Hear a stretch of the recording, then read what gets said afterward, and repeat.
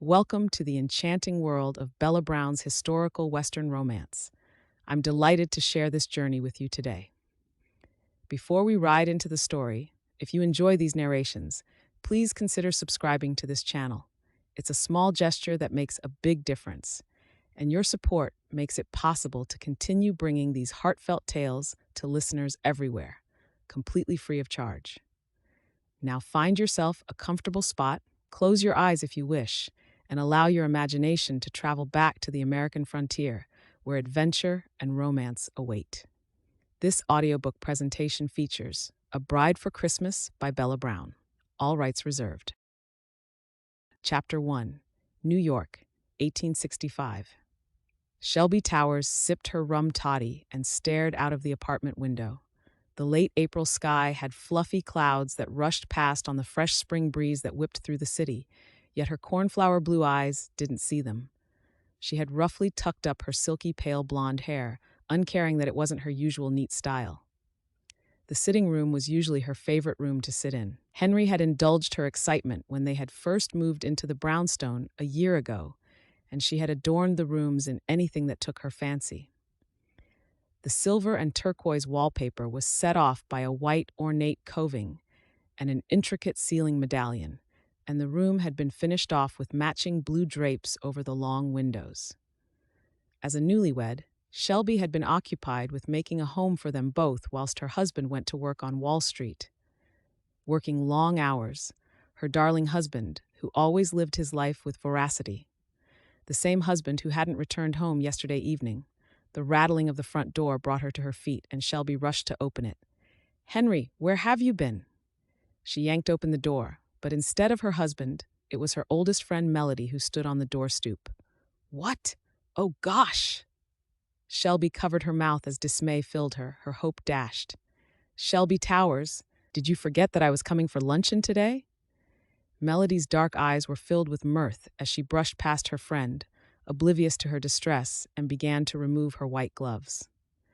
"It simply won't do," she teased, but stopped when she caught the tears shimmering in Shelby's eyes. "Whatever is the matter?" Shelby closed the door to the street. "Henry didn't come home last night," she recalled waking and her fingers brushing the cold and unoccupied side of the bed, and a sense of dread had been dogging her ever since. Melody clasped her by the hands and led her into the sitting room, joining her on the small brown sofa. "I'm sure it's nothing." Shelby dabbed her wrinkled handkerchief to her eyes. "How can it be nothing? I mean, I know that he works late most evenings, but even when he's been to the club afterward, he's never out all night. Something is wrong, Melody. I feel it. I don't suppose that the offices will even be open this morning for you to try his work." Shelby shook her head, pushing to her feet, and began to pace. "Not on a Saturday. What do you think that I should do?" Melody's reply was cut off as there was another sharp rap on the door. Shelby's eyes met Melody's brown gaze, and she rushed from the room, pulling open the door in a hurry. But instead of seeing Henry's handsome face, Shelby stared in the weary face of a stranger who wore the navy blue uniform of the New York Metropolitan Police. "Why, yes. Can I help you?" "Mrs. Towers?" Shelby nodded as her heart slammed against her ribcage, and she was dimly aware of the support of Melody's arm as it slid around her narrow waist. Blood thrummed in her ears as she stepped back to allow the police officer into the domain of her home. The air was thick with tension as she led him along the narrow passage into the neat little sitting room.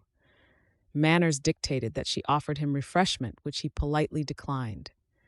As he settled himself in the high-backed chair where Henry normally sat to read, she couldn't help but feel an overwhelming sense of doom. "I'm sorry, I didn't catch your name," she murmured. Melody settled next to herself, and Shelby reached for her friend's hand, gripping onto it like an anchor in a storm. "My name is Mr. Clifford Dennison. Your husband is Mr. Henry Towers?" He checked a small notebook that he had pulled from a pocket in his coat. "Yes, that's right. I'm afraid I have some bad news for you. We believe that we have found your husband's body this morning." The air left her body in a whoosh as disbelief rolled over her, and the rest of his words were drowned out as the shock resonated through her. Chapter 2. Shelby turned her head when she heard the footsteps approaching her bedchambers. The door opened and Melody's face peered around the edge of the panel. She met the concerned gaze and felt her eyes sting with the burn of fresh tears. Melody pushed the door open further. "Oh, Shelby, what are we to do with you?" In the few days since the news of Henry's death, Shelby had not had the energy to deal with the callers and the letters, and so had simply remained in bed. Her grief was so acute that she felt that she simply couldn't handle anything else. She sniffed and dashed the back of her hand against her cheeks to wipe her tears. "I thought I was all out of waterworks. I've been knocking for a good 10 minutes. Did you not hear me?" Shelby shook her head miserably and patted the bed covers for something to wipe her face. "I'm afraid I'm really not myself, Melody. I can't quite believe my darling Henry, that I will never see him again. Everyone keeps hounding me, the police and the coroner. I'm to think of where to bury him. My mother-in-law has been here. She's taken his body to their house for the wake. I can't bring myself to see him like that. I know that she isn't pleased with me. She all but blamed me." "Blamed you? For what?" "She said that I'd taken her son away, that if I had made him happy, then he would have been here with me and not out on the streets. Is she right?" Melody clicked her tongue. "No, she isn't. She's just about to bury her only child. She's grieving too. I had Henry for less than a year, and now he's gone forever. I really cannot see a way to commit his body to the ground. It feels like God is punishing me, but for what, I do not know." Melody crossed the floor and sat on the edge of the bed and reached out a hand to squeeze Shelby's foot through the covers. "Darling girl, I don't suppose any new wife believes that they will bury such a young and vibrant husband. Is there any more information on what happened?" Shelby sniffed loudly, indifferent about how rude it was, and wondered if she'd ever care for anything again. "Nothing other than there was a fight outside a tavern near Bowery, and he was stabbed, and then his body left in the street like an animal. I'm sure that I don't know why Henry was in that district at all. That Mr. Dennison mentioned something about a gang being involved." She paused and looked at her friend. "A barroom brawl, Melody." Melody made a face. "It's all anyone is talking about," she murmured, then quickly changed her tone at her friend's pained expression. "Is there anything I can do to help?" Shelby blew her nose. "What is to be done? I have nothing left to live for. Don't talk in such a manner. God will always find a way for you. You just have to have faith. You haven't even covered the mirrors or placed a veil over the door to signify his passing. Do I need to if, as you say, everyone is talking? I don't need to send the message. And his body hasn't been in here for his wake, so there's no chance of his spirit staying here or being trapped in mirrors." Shelby couldn't help the tart tone. "There appears to be a stack of letters and other correspondence unopened in the hallway." Shelby lifted a creamy shoulder. "Is there? I hadn't noticed." "Have you eaten?" When Shelby shrugged again, Melody sighed. "Okay, this is no good. You need to get a handle on this, Shelby. There will be legal matters to sort. Henry dealt with all of that, and my daddy before him. I have no clue on such affairs." "Well, my girl, now is the time to learn." Melody marched from the room, and Shelby listened to the clunks and bumps as her friend moved around the apartment. Having someone in her private space would usually be frowned upon, yet Shelby couldn't seem to drum up the energy to worry. She pulled the covers up to her chin again and closed her eyes. She couldn't remember a time when she felt so tired, so bone-deep exhausted, that even blinking was an effort. How was she meant to go on, to live, without her beautiful Henry? She tried to remember a time when he hadn't been in her life. Their families had been friendly since Henry and she was small. They had played together, written letters when Henry had gone away to school. She had always known that she would end up marrying him. He was classically handsome, with dark hair and deep brown eyes, and a dimple that winked in his cheek when he was amused. He was as charming as he was clever, and he was promised to do well in the firm where he worked. That she would never again look upon his face was such a heartbreaking thought, and she couldn't bear it. She had asked Mr. Dennison as to why Henry had been on that side of the city, but he had been unable to answer her, except to say that he was well known to several of the other customers in the bar, which suggested that he was a regular client there.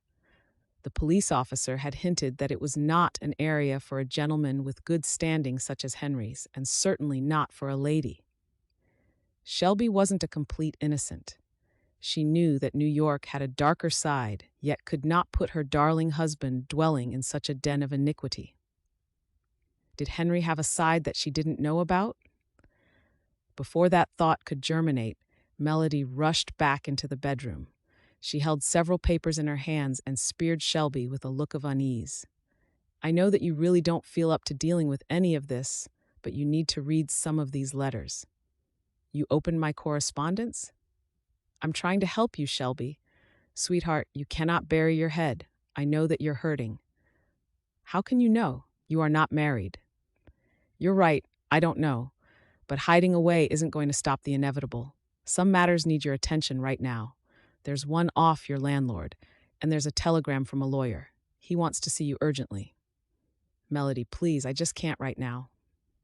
Shelby, Melody's voice cut through her lament. Looking at some of these, I don't think Henry was entirely the man that you thought him to be. Chapter 3. Shelby sat across from the lawyer, trying to keep her expression blank as the man spoke to her. She had taken a carriage to the Upper East Side, to one of the buildings that had been renovated into industrial space. She had worn a black dress, simple in its form to show that she was in mourning. It certainly complemented her mood today.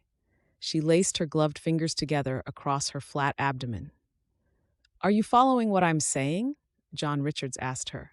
He was a slender man with thin brown hair and a complexion that suggested he rarely ventured beyond the realm of his office. He had delicate hands with fingers that fluttered, reminding her of a bird. He played with the sheath of papers that were stacked in front of him. As I said earlier, my husband dealt with the financial side of things, so no, I really don't follow what you're saying. His lips thinned with frustration, and he sighed. Your husband had squandered his inheritance, as sizable as it was from his father's passing. He was also in substantial debt to the bank, Mrs. Towers. She blinked, confused.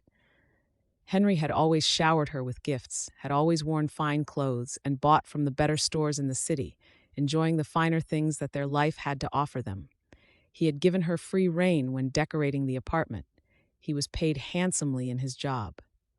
But he worked? He had a good job. We were hoping to buy a house of our own one day, more in the country. He had big plans. I'm afraid that's all they were, Mrs. Towers, plans. You were both living far beyond your means. The landlord is owed rent, and the burial costs alone are quite substantial. Shelby stared at him as her predicament yawned before her. Not only was she a widow, but she was now penniless. But Henry's mother has agreed to cover the funeral costs, and she will have his body placed in the family cemetery with his father. Shelby nodded.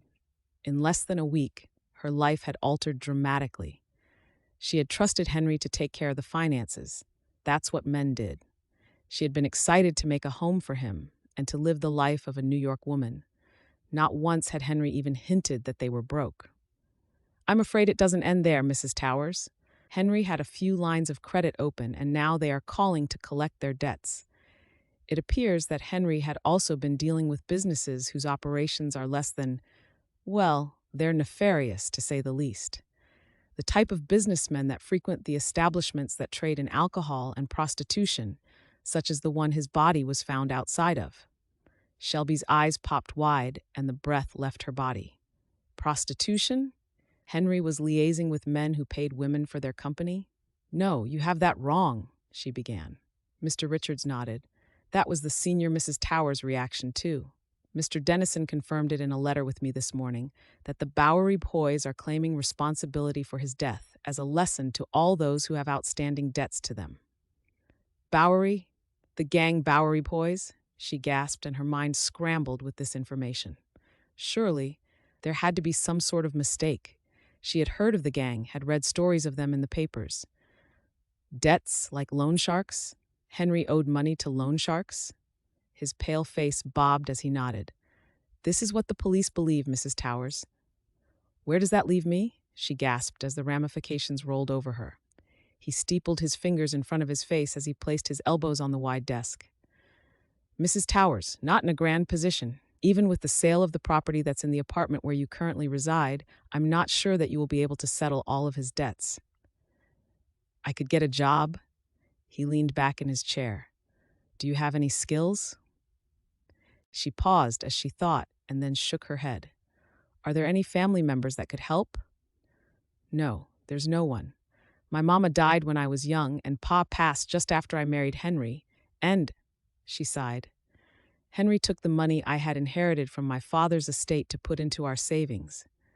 She squeezed her eyes shut as she recalled his kind and helpful nature offering to take the burden of having to deal with such awful matters away for her. But now, she realized that maybe he had less than honorable intentions. There's nothing left? I will do what I can to try and salvage something, but I'm afraid Henry left behind quite a mess for you, Mrs. Towers. There didn't appear to be anything left to say. Feeling numb, Shelby thanked the lawyer and acknowledged his words that he would be in touch when he heard anything further. She knew that she should be relieved that in some part he was now taking care of the burden Henry had left behind. She stepped out into the warm April sunshine and kept her head low, lest somebody recognized her. She hurried down the stone steps and into the carriage where it waited at the curb edge. The footman hopped down and assisted her inside. She gave him instructions to take her straight home. She settled back into the seat and gazed out of the window as the cab rolled along the busy city streets. Muted noises of trundling wheels of the other cabs and the clip-clop of horses' hooves crammed into the streets along with omnibuses and wagons, all mingled together with the hawker calls that reached the plush interior. She ran a gloved hand over the satin-padded seats. She would have to give up such luxuries as taking a carriage ride now that she was penniless. The familiar sting of tears pricked her eyes as the hopelessness of her situation spread before her. She tried to think back over their relationship, about his behavior.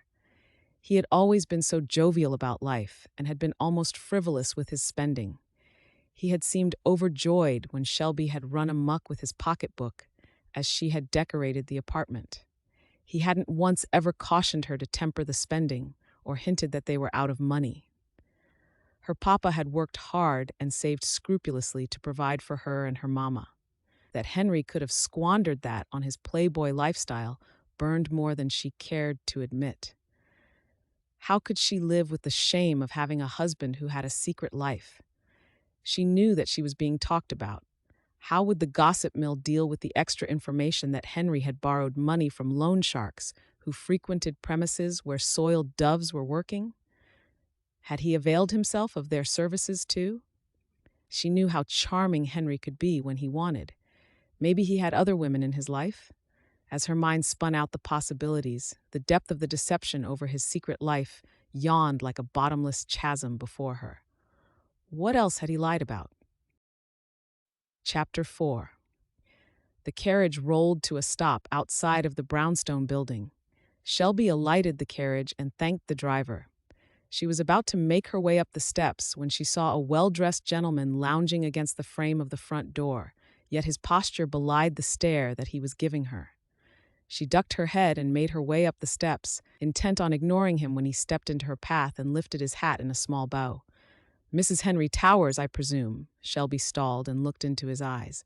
They seemed dark, too dark and lifeless, and she felt the shiver crawl along her skin. Yes, she murmured. Who might you be? My name is Mr. West, Reginald West. He settled his hat back onto his head as the name tickled her memory. She recognized it but did not know why. This is my building, Shelby swallowed, pushing away the frisson of nerves. Since when did landlords make house visits? She did not know the answer to this, but couldn't help the feeling that it wasn't a good sign. Henry had always dealt with the man. I'm rather tired. Could we do this another day? The man laughed, but it wasn't a pleasant sound. I've sent much correspondence to the address, Mrs. Towers. As such, I have had to take time away from other pressing matters to come over and deal with this in person. I am a busy man, and whilst I appreciate that you're in mourning, there are matters that must be dealt with. Today, he added, with a lethal whisper. Shelby glanced around the street at the people who passed by. She wondered if any of them would help if she cried out, for surely it was fear that she felt tickling her. It's not very appropriate for me to be alone with a stranger in my sitting room, Mr. West. He rolled his lips impatiently and glared at her. I hardly think this is the place to be discussing appropriate behaviors if the rumors about Henry Towers are true. He leaned forward and used that creepy low tone of his again, and I have first-hand knowledge that they're all true, Mrs. Towers. So, we can stand and discuss the issue here in the street about soiled doves and debts, or... He gesticulated as his voice lifted, drawing the looks of people walking past. She could feel the shameful blush crawling over her skin and quickly unlocked the door to let him in. As he stepped over the threshold, she wondered if this was what a mouse felt like when they crept into the lion's cave. He followed her into the interior and ran an eye over the decor.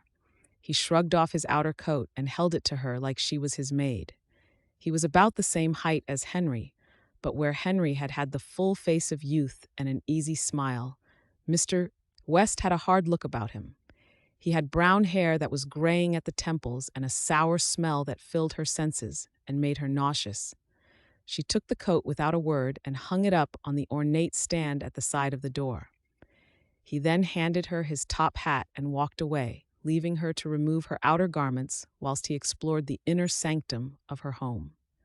And, unlike the familiarity of having Melody do the same a few days before, now she felt horribly exposed. She hurriedly hung up her garments and rushed into the room to find him blatantly reading her letters that she had left on the walnut sideboard. He lifted his eyes to hers, apparently unashamed at such flagrant rudeness. She bit her lip to prevent her from offering him a drink out of common courtesy. Instead, she crossed the carpet to the short sofa and sat demurely, resting her hands on her knees with her head bowed. He chuckled and sat down next to her, making her feel on edge and unsettled at the proximity. "Well, now, I like what you've done with the place. It looks much better than when I had rented it to Henry a year ago." His lips smiled, but his eyes remained callous. Impressity. "Have you been having a rough time of it?" She pushed down her revulsion at his sarcastic effect. "How can I help you, Mr. West?" He nodded, sitting back and crossed his legs at the ankles, seeming to enjoy taking his time in replying to her as her nerves stretched taut in the ensuing silence. "I came here to chase up the monies owed on my rent, Mrs. Towers. Rumor has it that you're broke." She remained steadfastly mute, unwilling to give this man an inch, lest he takes a mile instead. "You can remain quiet all you like, but I have contacts. I know as I run in the same circles as several powerful businessmen." Shelby cleared her throat. "Then you know that I am a penniless widow with no prospects, Mr. West. I will vacate the apartment as soon as possible." His gaze sharpened on her, much like a shark on a minnow. "And your back rent, how do you propose to settle that debt?" "I will get a job." He waited a beat. "Doing what?" "I haven't thought that far ahead yet," she admitted. "I have been blindsided by all of this as I had no idea of the nature of my husband's less than exemplary dealings. It's been a morning of shocks." "Maybe I have a solution, Shelby. Can I call you Shelby?" He gave her a grin that revealed his stained teeth. He continued without waiting for an answer. "You cannot afford to pay the debt back, is that correct?" She nodded. "Then the answer is a simple one. You have no real skills or training, and you have nothing in the bank once all of this is sold." He patted the sofa that they shared. "So he must know people to have this information. How, though, as I only found out myself an hour ago." "You're a widow, so you don't even have your virtue to sell." Shelby couldn't help the gasp that slipped from her mouth in shock at the crassness of his words. "Mr. West, please," she said in a rush. "I hardly think that this—" "Shelby, come now. You're a woman of the world. You know the touch of a man." She closed her eyes against his words. She did not want to speak like this with him. "I am a married woman, in the eyes of God. It would seem that God has a different plan for you, Mrs. Towers." He sat forward to speak to her and reached out to claim her hand. Her eyes popped wide at his touch, and she felt her skin crawl. She tried to pull away, but his grip tightened. "I have a proposal for you, Shelby. You are an absolutely beautiful specimen." He breathed heavily as his eyes roamed her. "Until I saw for myself, I was prepared to throw you to the slums. But I cannot allow such beauty to see that kind of life. I propose a marriage of convenience. I need children, and you would be easy on the eye. You can clean my house and keep my bed warm at night, and you can pay off your debt to me in that manner. What do you say?" Chapter 5. She pulled her hand back, extricating it as politely as possible, fixing a plastic smile into place. "Mr. West," her voice cracked and she had to cough, her mouth suddenly bone dry. "That's a very generous offer." He barked out a laugh and stood. "It's an incredibly generous offer, especially to someone of your standing. You should be grateful that I am even contemplating it. As I said earlier, I am very tired, and I have had quite the morning."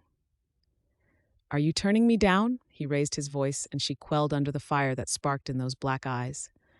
"No, no," she reassured him. "I'm just very overwhelmed. Would you allow me to consider it? I haven't yet buried Henry, and it wouldn't seem right." He glared at her before he smiled, a sudden chameleon change. "But of course, that is the usual process, isn't it? You must forgive me. I see something I want, and I just go for it. Please, consider the offer." She exhaled shakily and thanked him. He stood by the door and lifted a brow at her when she remained seated. "You can pass me my hat and coat now." Shelby suppressed the urge to eye-roll. After all, he currently held the roof over her head. As she neared him, he leaned in towards her so that she had to squeeze by him. She walked to the front door and lifted his belongings from the stand. He said farewell, lingering a moment too long in the door before he set off down the steps with a promise to be in touch soon. She closed the door as soon as she could, turning the lock just in case, yet she still felt closed in and under attack. Life with a man like Reginald West? In the 10 minutes she had met him, he had treated her more like a slave than she had been in her whole life. She would never repay the so-called debt that had been accrued. Yet, the life in the slums that he had mentioned was her only other option. She gave in to the tears, pressed her back into the door, and slid down the frame to the tiled floor as the sobs racked her body. She buried Henry on a cool May morning, and the service and interment had raced by. Shelby looked elegant in her simple black dress with a long black veil. She had spent much of the day on the periphery, almost as an afterthought, only speaking when spoken to, whilst Henry's mother took center stage. The wake had been well attended by affluent friends of the Towers family. There was no mention of his tragic demise or the murky circumstances and gossip that surrounded it. The attendees were either too ignorant of it or too polite to bring it up. The following day, Shelby had awoken early after a broken night's sleep. She had received word from Mr. Richards that their furniture was to be auctioned off next week, and while the thought of having to arrange all of that and deal with such issues made her quite nauseous just thinking about it, she had told herself that maybe if she paid more attention to her papa, she might have cottoned on to Henry's deceit sooner. As she had spent the night tossing and turning, mulling over different scenarios and the outlandish proposal from that dreadful Mr. West, it occurred to her that she needed some sort of security. She lay in an apartment full of expensive things, most of which had been listed to be taken for sale. What they hadn't listed was her jewelry. She had begun to pack, her gritty eyes searching for items that could easily be hidden away and sold. She took a small gold locket and added a single pearl pendant and a shell cameo brooch to a tiny silk pouch and carefully hid them in her carpet bag. She added a set of silver cufflinks and some candlesticks, wrapping them up in her clothing as she packed what belongings she could. Maybe she could add some of her outfits to the auction, although doubted that they would be added to the estate to settle the debts. 7%. She felt dishonest about having to do such things when she really ought to be settling the debt to the bank. But what choice did she have? The memory of her landlord's touch made her shudder, and she firmly pushed away those images. She could hardly bear to have him touch her now, but to lie with him as man and wife? He treated her so pitilessly, and after she had been cherished by Henry, she couldn't imagine how her life would pan out. The sudden knock on the door startled her. She cast a quick glance at the small mantel clock, 11 o'clock in the morning.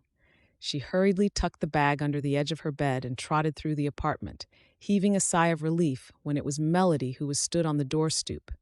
not a collections man, or worse, Reginald West. You look a bit more yourself this fine morning. Melody stepped in when Shelby opened the door further. She bussed her cheek to her friends and hung up her cloak. Melody wore a fancy navy dress that was edged in white and had pretty flowers in her hair. Shelby looked at her friend in astonishment. "You dressed up like that to come and see me?" She laughed gaily, touched a hand to her coiffed hair in a self-conscious manner. "Actually, I have a gentleman caller who is taking me to the arts gallery." Shelby took a breath in and smiled. Even through the grief and pain of what had happened in the past month, to see the bloom of hope and excitement on her friend's face at the possibilities of sharing time with a man could bring, she could still be happy for Melody. Once upon a time, she would have once grabbed Melody and dragged her to the chairs to gossip about everything, the same as they had when it was Henry who was doing the courting. Now she had the benefit of hindsight with a more wise head. "That's wonderful." Melody clasped her hands together under her chin and pulled a face. "Are you truly happy for me? I almost didn't tell you as it seemed a bit unkind after everything that you're going through." Shelby led her friend through to the sitting room and poured them a cider each. She felt that she needed it this morning. "I haven't given up on the idea of love, so why wouldn't I want that for my dearest friend? You deserve to be loved too?" "Oh, that means so much to me. Thank you." She accepted the glass and took a sip. "Now, tell me about him," Shelby prompted, and sat back to allow herself to be carried along in the bubble of excitement at the prospect of a fresh relationship. She was told of a young man whose family was in shipping and who had caught Melody's eye at a dinner dance earlier in the year. "Apparently he had been working up the courage to write to me ever since," Melody giggled. "I struggled to recall who he was as it had been a while. He has visited twice so far. Mama seems to like him. Oh, but Shelby, his letters are true and full of promise." Shelby felt the prick of tears and dropped her gaze as a pang of loss rolled over her. Melody jumped up. "I knew I shouldn't have said anything. It was thoughtless of me." "No, no," Shelby waved a dismissive hand. "I am just not sure if I will ever have that feeling again myself or if I can love another anymore, especially if I accept the proposal of that wretched Mr. West." "The landlord?" Melody asked. Shelby nodded miserably and explained the events of the day she had returned home to find the landlord lying in wait for her. "Shelby, what an outrageous thing to ask you. I'm shocked, and you're considering this." She bobbed her head. "What choice do I have? I'm a ruined widow with nothing to my name, and a husband who very probably broke the law and cheated on me. I would need to leave New York to escape the humility. I have no skills, and I don't want to end up in the slums." "Shelby Towers," Melody fixed her with a stern look. "Oh my goodness. Will you stop saying that you have nothing to offer?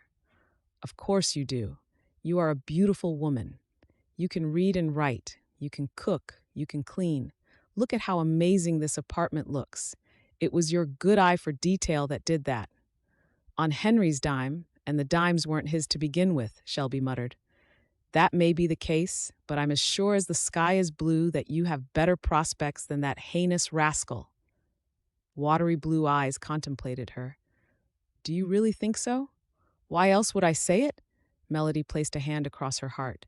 "I believe it. I really must get back. Mother will be having kittens getting the luncheon ready for Eric to call upon us. I will come back tomorrow and we can come up with a plan." She stood and pulled up Shelby with her.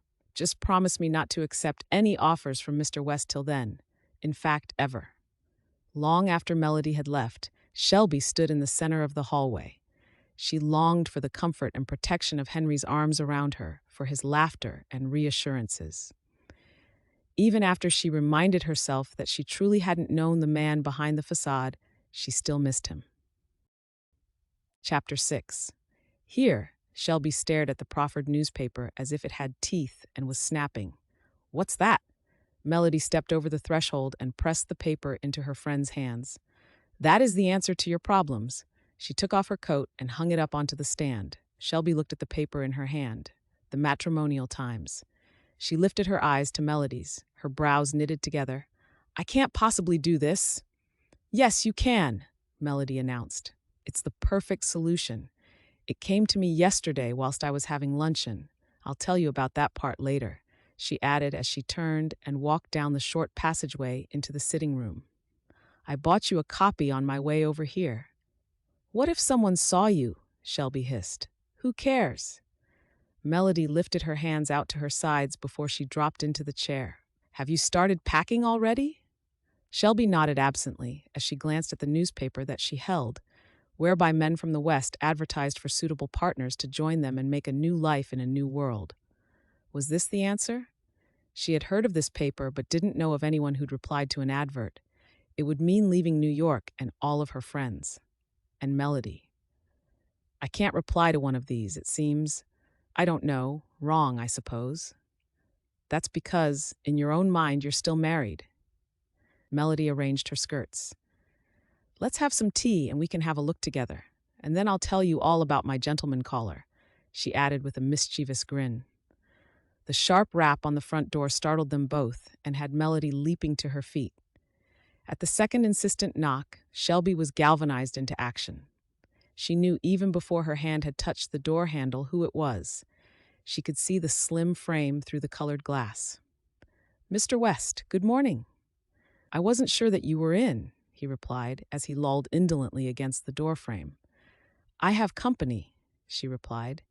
He was in the same outfit as the other day, and the same unpleasant smell hit her senses. Can I help you?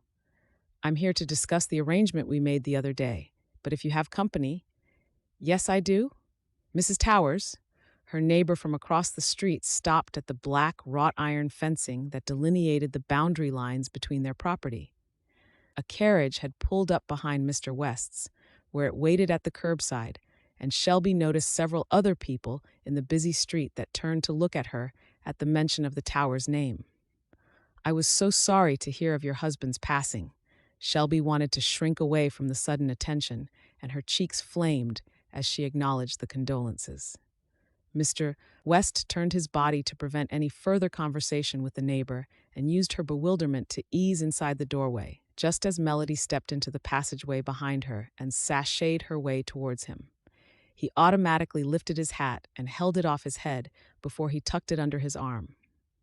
Good morning to you, Miss Melody Fisher, she supplied. And you must be Mr. West. His eyes danced between the two women and he grinned.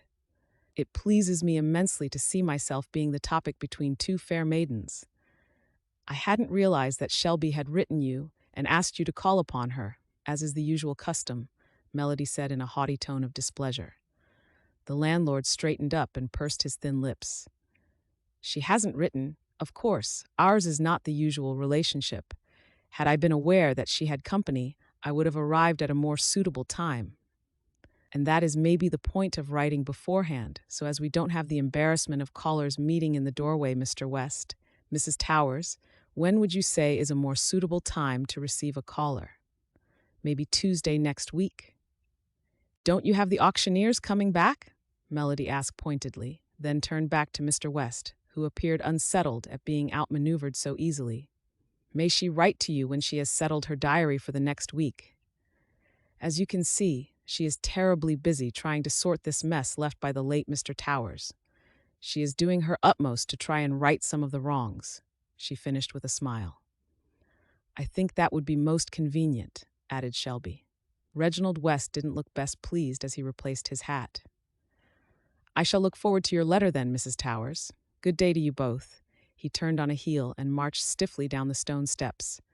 Shelby let out a shaky breath as she closed the front door. Oh my, Melody, that was amazing. You cannot possibly be entertaining a proposal to that man. He's dreadful, and what is with that smell? You noticed it too? She wrinkled her button nose. It's like fish eggs crossed with soured milk, she sniggered. Can you imagine having to be around that all the while? Shelby shuddered. Her mind was made up. Her neighbors were already talking, and now she had been seen with a man at her door, no doubt fueling the gossip train that was her life. I'll make us some tea, and then we can read some of those adverts. The day had passed quickly. She had enjoyed Melody's company, and for a few hours felt as if some of the burdens of the past month had been eased, as she had been entertained by the story of her luncheon with the new gentleman caller. Melody seemed quite taken with him, yet as Shelby knew all too well, Melody had a short attention span, which is why she had remained unmarried thus far. At 19, they were considered mature for the marital market. Yet, Melody had always kept to the motto that if she was going to marry forever, it had to be to the right man. Shelby pondered if she had applied the same theory to her own life, how different it would be now. They had sat together on the sofa and browsed the newspaper Melody had brought with her. It read like an afternoon at the theater. Some of the men were quite blatant in what they were looking for in a woman, even down to the physical description. Other men were honest. They wanted children or a mother for their children, and someone to clean their home. It was the ones who were looking for love that she found herself responding to the most. In her mind, she pictured these men pining for a companion in the wild plains of the West, during lonely evenings and long nights. She could easily picture that life for herself. Melody had giggled over a lot of the adverts, and they had playfully conjured up how they thought the men to look. But in the calmness of the evening, as the sun sank behind the city buildings and streaked the sky with pinks and magentas, with the reality that this would be her future self, the adverts didn't seem quite so amusing anymore. Shelby lit the oil lamp to read them again through the eyes of a widow who had nothing left to lose. Chapter 7. Respected handsome rancher is looking to correspond with a young lady who is of kind heart and good nature, not only a darling dove, but seeks to make a home in the sunshine and wide open spaces. I am 30, 5 feet 10, and in good health. Must be qualified to make a happy home. Object, matrimony and children. Shelby kept returning to the same advert. She had read into the night, reading the same 4 pages repeatedly. It felt crass to her to be seeking a partner in life in this manner, but she had to remind herself that most of these men had headed west to seek a better life for themselves.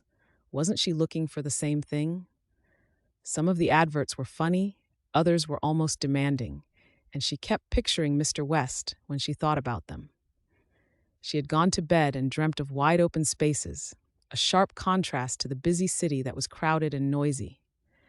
That morning, she quickly rose and dressed before sitting at her bureau that Henry had placed next to the broad window so that he may enjoy the street views it afforded.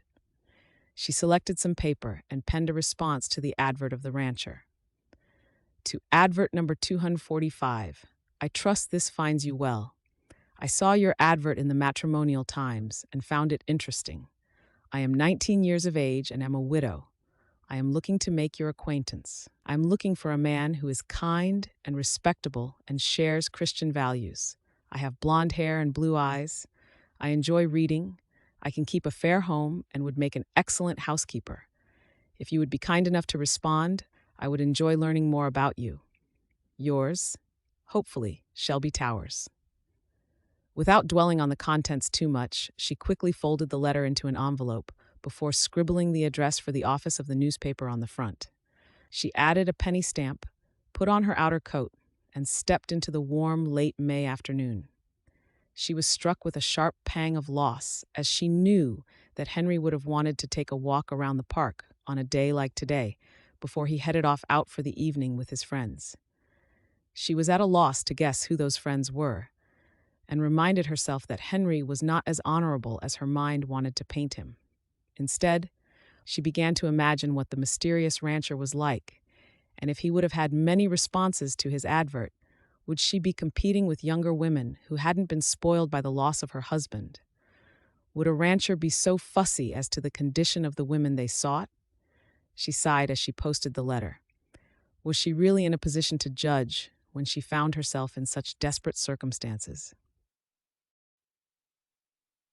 For the rest of the week, Shelby had to deal with having the remainder of her furniture stripped out, and Mr. Richards made a house call for her to sign some documents.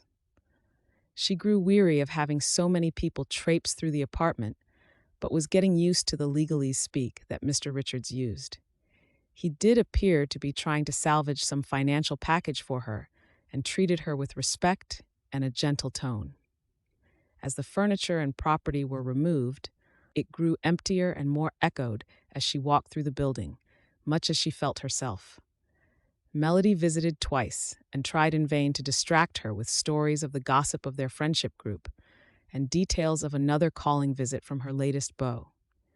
Yet, Shelby seemed to drift through it all with a fog of disorientation, as if her head were in a cloud and she was spiraling through it with no control of her life. All around her, decisions were being made for her.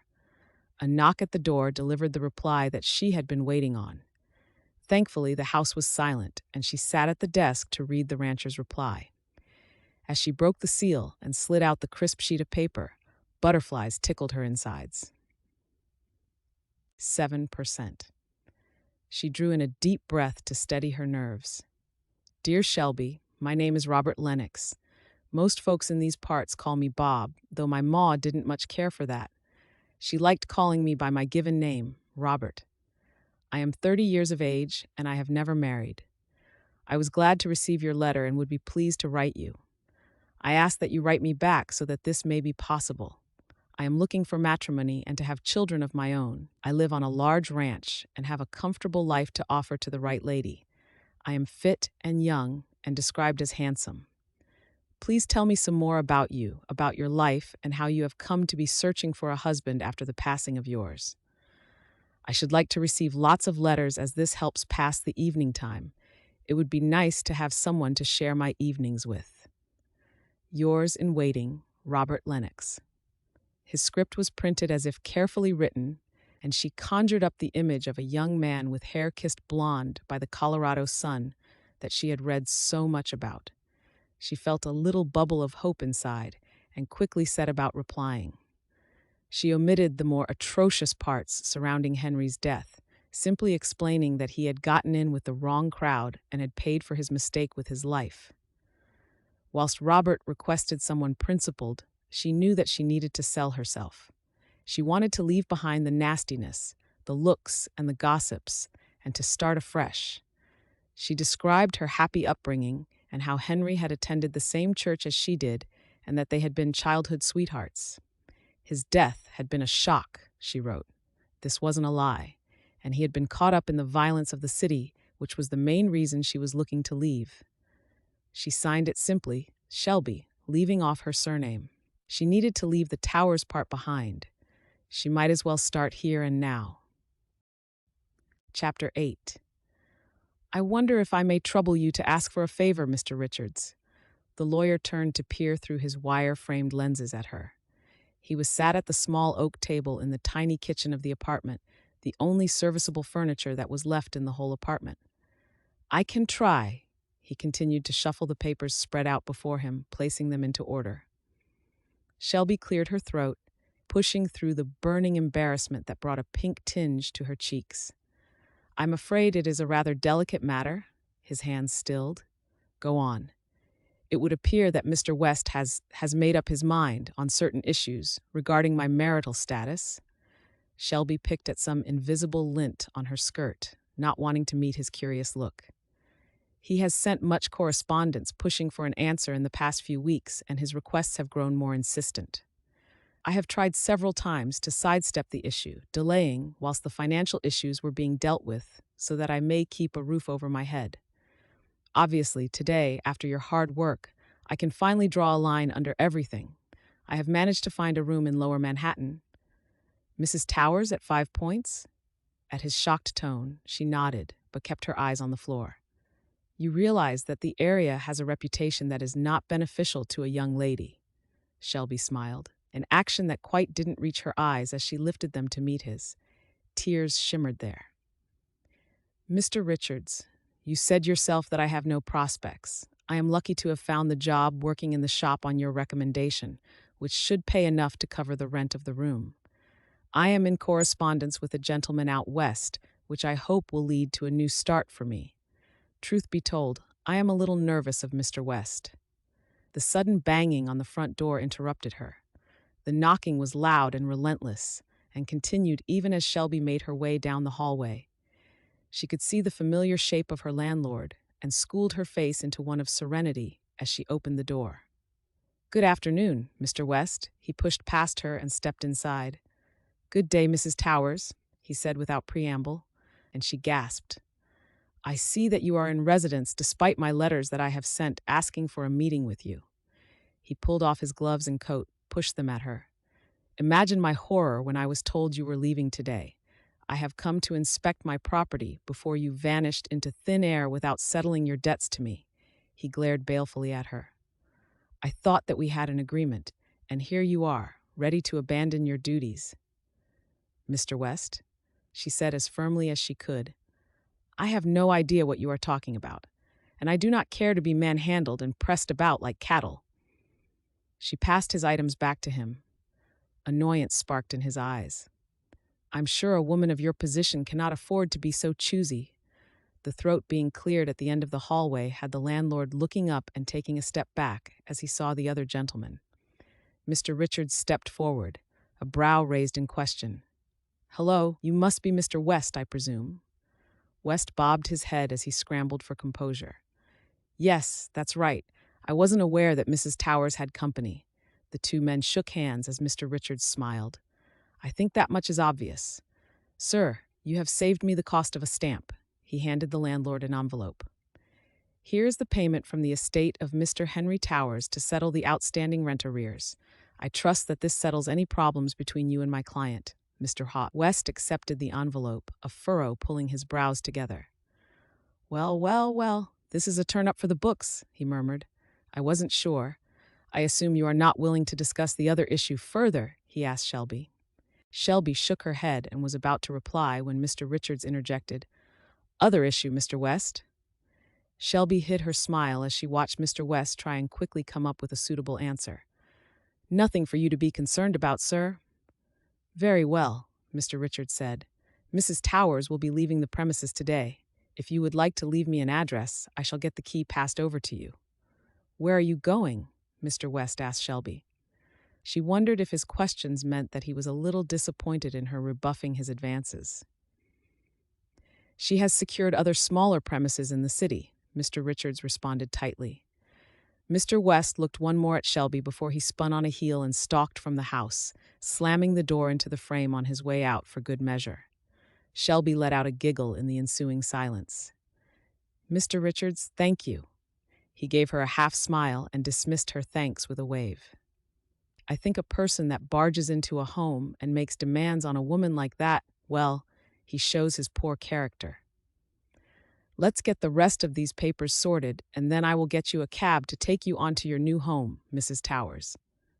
A few hours later, Shelby found herself stood at the side of the road and watched as the carriage trundled away from her, a symbol of her old life leaving her at the threshold of her new one. She looked up at the front of a dilapidated brown building, stretching up over 4 floors. Some of the windows were broken and had rags poking out of them. A foul smell permeated the air, animal waste mixed with warm, rotting vegetation.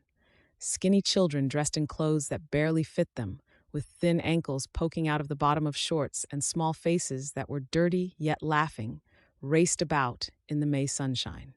Shelby had her carpet bag full of clothes. Upon the advice of Mr. Richards, she had stored her more expensive items with Melody in case they were stolen. She had also added the small amount of cash that she had accumulated, along with a few pieces of jewelry that she had kept for safekeeping.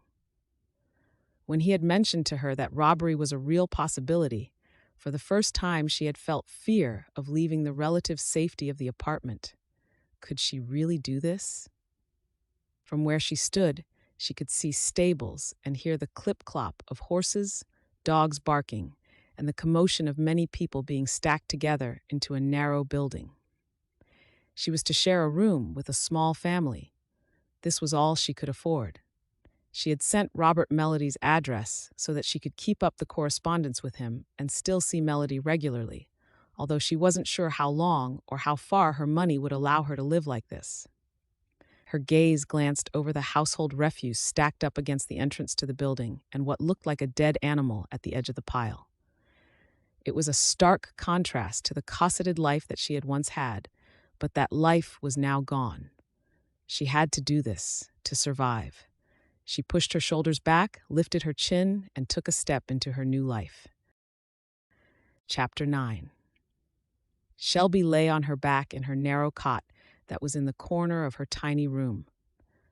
She had extinguished the candle hours ago, lying in the dark and listening to the sounds of the building as other tenement dwellers settled in for the night.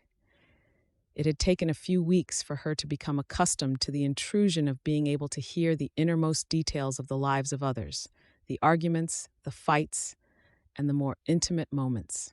In the beginning, she lay in her cot with her hands pressed to her ears so that she may sleep, though that had quickly passed as she grew accustomed to it. It was June. 2 months since she had been widowed. It seemed so long ago now. Her small room was basic.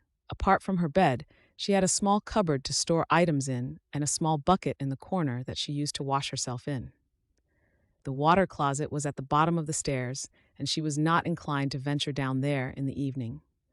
The men who loitered around after dark were usually coming in from the taverns, and the women who were out in this area past sundown were of the soiled doves variety. Her life had a new rhythm to it. She worked 6 days a week in the job that Mr. Richards had helped her secure, working for a clothing shop at the edge of the district. She had to do some simple sewing and cleaning, and the owner, a plump Jewish woman named Maccabee, had begun to give her lessons on how to use a machine. She enjoyed all the colorful material that passed through the shops, and just yesterday had made a simple set of curtains for a paying customer. On the day that she was not working, she made her way across the city, usually on foot, to her old neighborhood, to see Melody. Melody provided a haven from the chaos that was her life. Shelby always left the tenement with her head down and took her carpetbag with her. The cobblestones that lined the streets outside the tenement were caked with mud that, when it rained, formed stagnant, smelly puddles. She was always stepping over the carcasses of dead animals and leaping over gutters that were full of debris and detritus of the people who occupied the area. She wore a thin nightshirt, and yet the sweat still rolled down her sides. Although the sun had long since disappeared below the horizon, the night air brought no cool relief or breeze, and the air within the building felt oppressive and wet. Her hands rested on her abdomen and the slight swell of her once flat tummy. The realization had dawned on her just as the sun had slipped the last of its magenta rays over the skyline. With one thing and another, it hadn't occurred to her about the regularity of her monthly visitor. As she tried to recall the last time she had worn the belt that she used, she could recall having to wash it on an evening when Henry had been out, no doubt up to his no-good shenanigans. Tears slipped unchecked into her hair as she mourned the loss of the chance of a family with him. She was pregnant, a miracle that had been sent by God, yet Henry would never know the wonder of holding his child, of seeing his wife swell with the growth of the life that they had been blessed with. She would never have dreamed that she would have to bring a child into a world when she was a single mother. For how could she tell Robert Lennox this news? His letters had been full of conversation as he explained the kind of life that he expected them to have and insisted that she write to him with more regularity. He had told her that he wanted children. Maybe he would be in God's good graces and know that a child born from love was always a gift from heaven. She wondered about the kind of father Robert would be. His letters seemed to convey that he was a man of his word. +%. The tone was of a firm man who had embarked on this journey to find a mate, as there were not many women who lived in the town that he did, certainly none of childbearing age who were single. Would he accept a child? If she were to tell him and he rejected her, where would that leave her? She closed her eyes and cupped the firm bump of her stomach and began to pray, whispering into the night air. Dear Lord, I thank you for this wondrous gift of new life, and I pray that you continue to bless me so that the child will be born healthy and well. I now ask that you give me guidance on what to do. Do you want me to live a life of hardship and shame? For surely a child born out of wedlock will bring such shame onto my head? Or will you allow Robert to accept me as I am? I pray that you send me a sign of what I should do, for I am lost right now, Lord. I am so joyous for your giving me this child, but I don't know what to do. I don't want to lie to Robert, as he seems a good man, honest and straight, Pray, Lord, give me the strength to get through this. Amen. And there, under her fingertips, deep in her abdomen, she felt it. The smallest of flutterings, a shimmer of energy that she felt deep into her core. With a gasp, her eyes flew open. Her baby. A wave of possessiveness washed over her, and she cradled the mound of her belly. She had felt it, a reminder of the life force that she held within her, a reminder that she was the protector of this life. Her eyes closed once more, and she nodded in the darkness. I feel you there, little one. Thank you, Lord, for reminding me that I am the keeper of this baby. She knew what she had to do. Protect this child and do whatever she could to bring him or her into the world, to try her best, no matter what. 3 days later, a letter from Robert arrived. Dear Shelby, I have thought of nothing but you in the past few days since you last wrote to me. I would like for you to come to Colorado and ask that you join me in matrimony. I want to start a family and grow old here in the sunshine. Write me back as soon as you can with your answer. Yours, with hope, Robert. Chapter 10. Shelby held the paper in her hand, her teeth worrying her lower lip. She sat on her bed, dressed and ready for bed. She had waited for this letter, one that she had hoped would lift her from the tenement building and into a better life for herself and her baby. But now, her conscience twinged deep inside. It felt wrong to deceive the man that she was to spend the rest of her life with. Would she be able to pass the baby off as his own? Or should she come clean now before she paid for the travel across the country? His letters had always said that he longed for children. Could a man of God turn his back on a defenseless child? Her eyes danced over the scrawled script of his writing, trying to decipher if this man was truly a good one or a cruel one like Mr. West. She thought about the deceptions of Henry and the lies he had spun to her. Was a true gentleman that she longed for really right at her fingertips? She knew before long that her pregnancy would be showing. She closed her eyes as she fought with indecision. Did she want Melody to know? For the gossip mill to devour yet more fodder of the life, the shambles that was Shelby Towers. Opening her eyes, she took in a breath. It was now or never. She would go there, meet the man who had taken the time to write this proposal, and pray that she was right, that God had sent her this man as the answer. She had to believe that this was what his plan was for her. She stood and crossed to the small cupboard where she kept her writing materials and penned her reply, accepting his proposal. The time has gone so fast, Melody exclaimed, her expression despondent. I cannot believe you're leaving me. Shelby scooped her friend up and held on. It felt sad and strange to know that this may be the last time she ever saw her friend. She was off to start a new life in a strange place, and Melody had always been there for her, through thick and thin. I will write to you all the time. You have Robert's address. You must send me a photo of the wedding, so I can see the mysterious Mr. Lennox.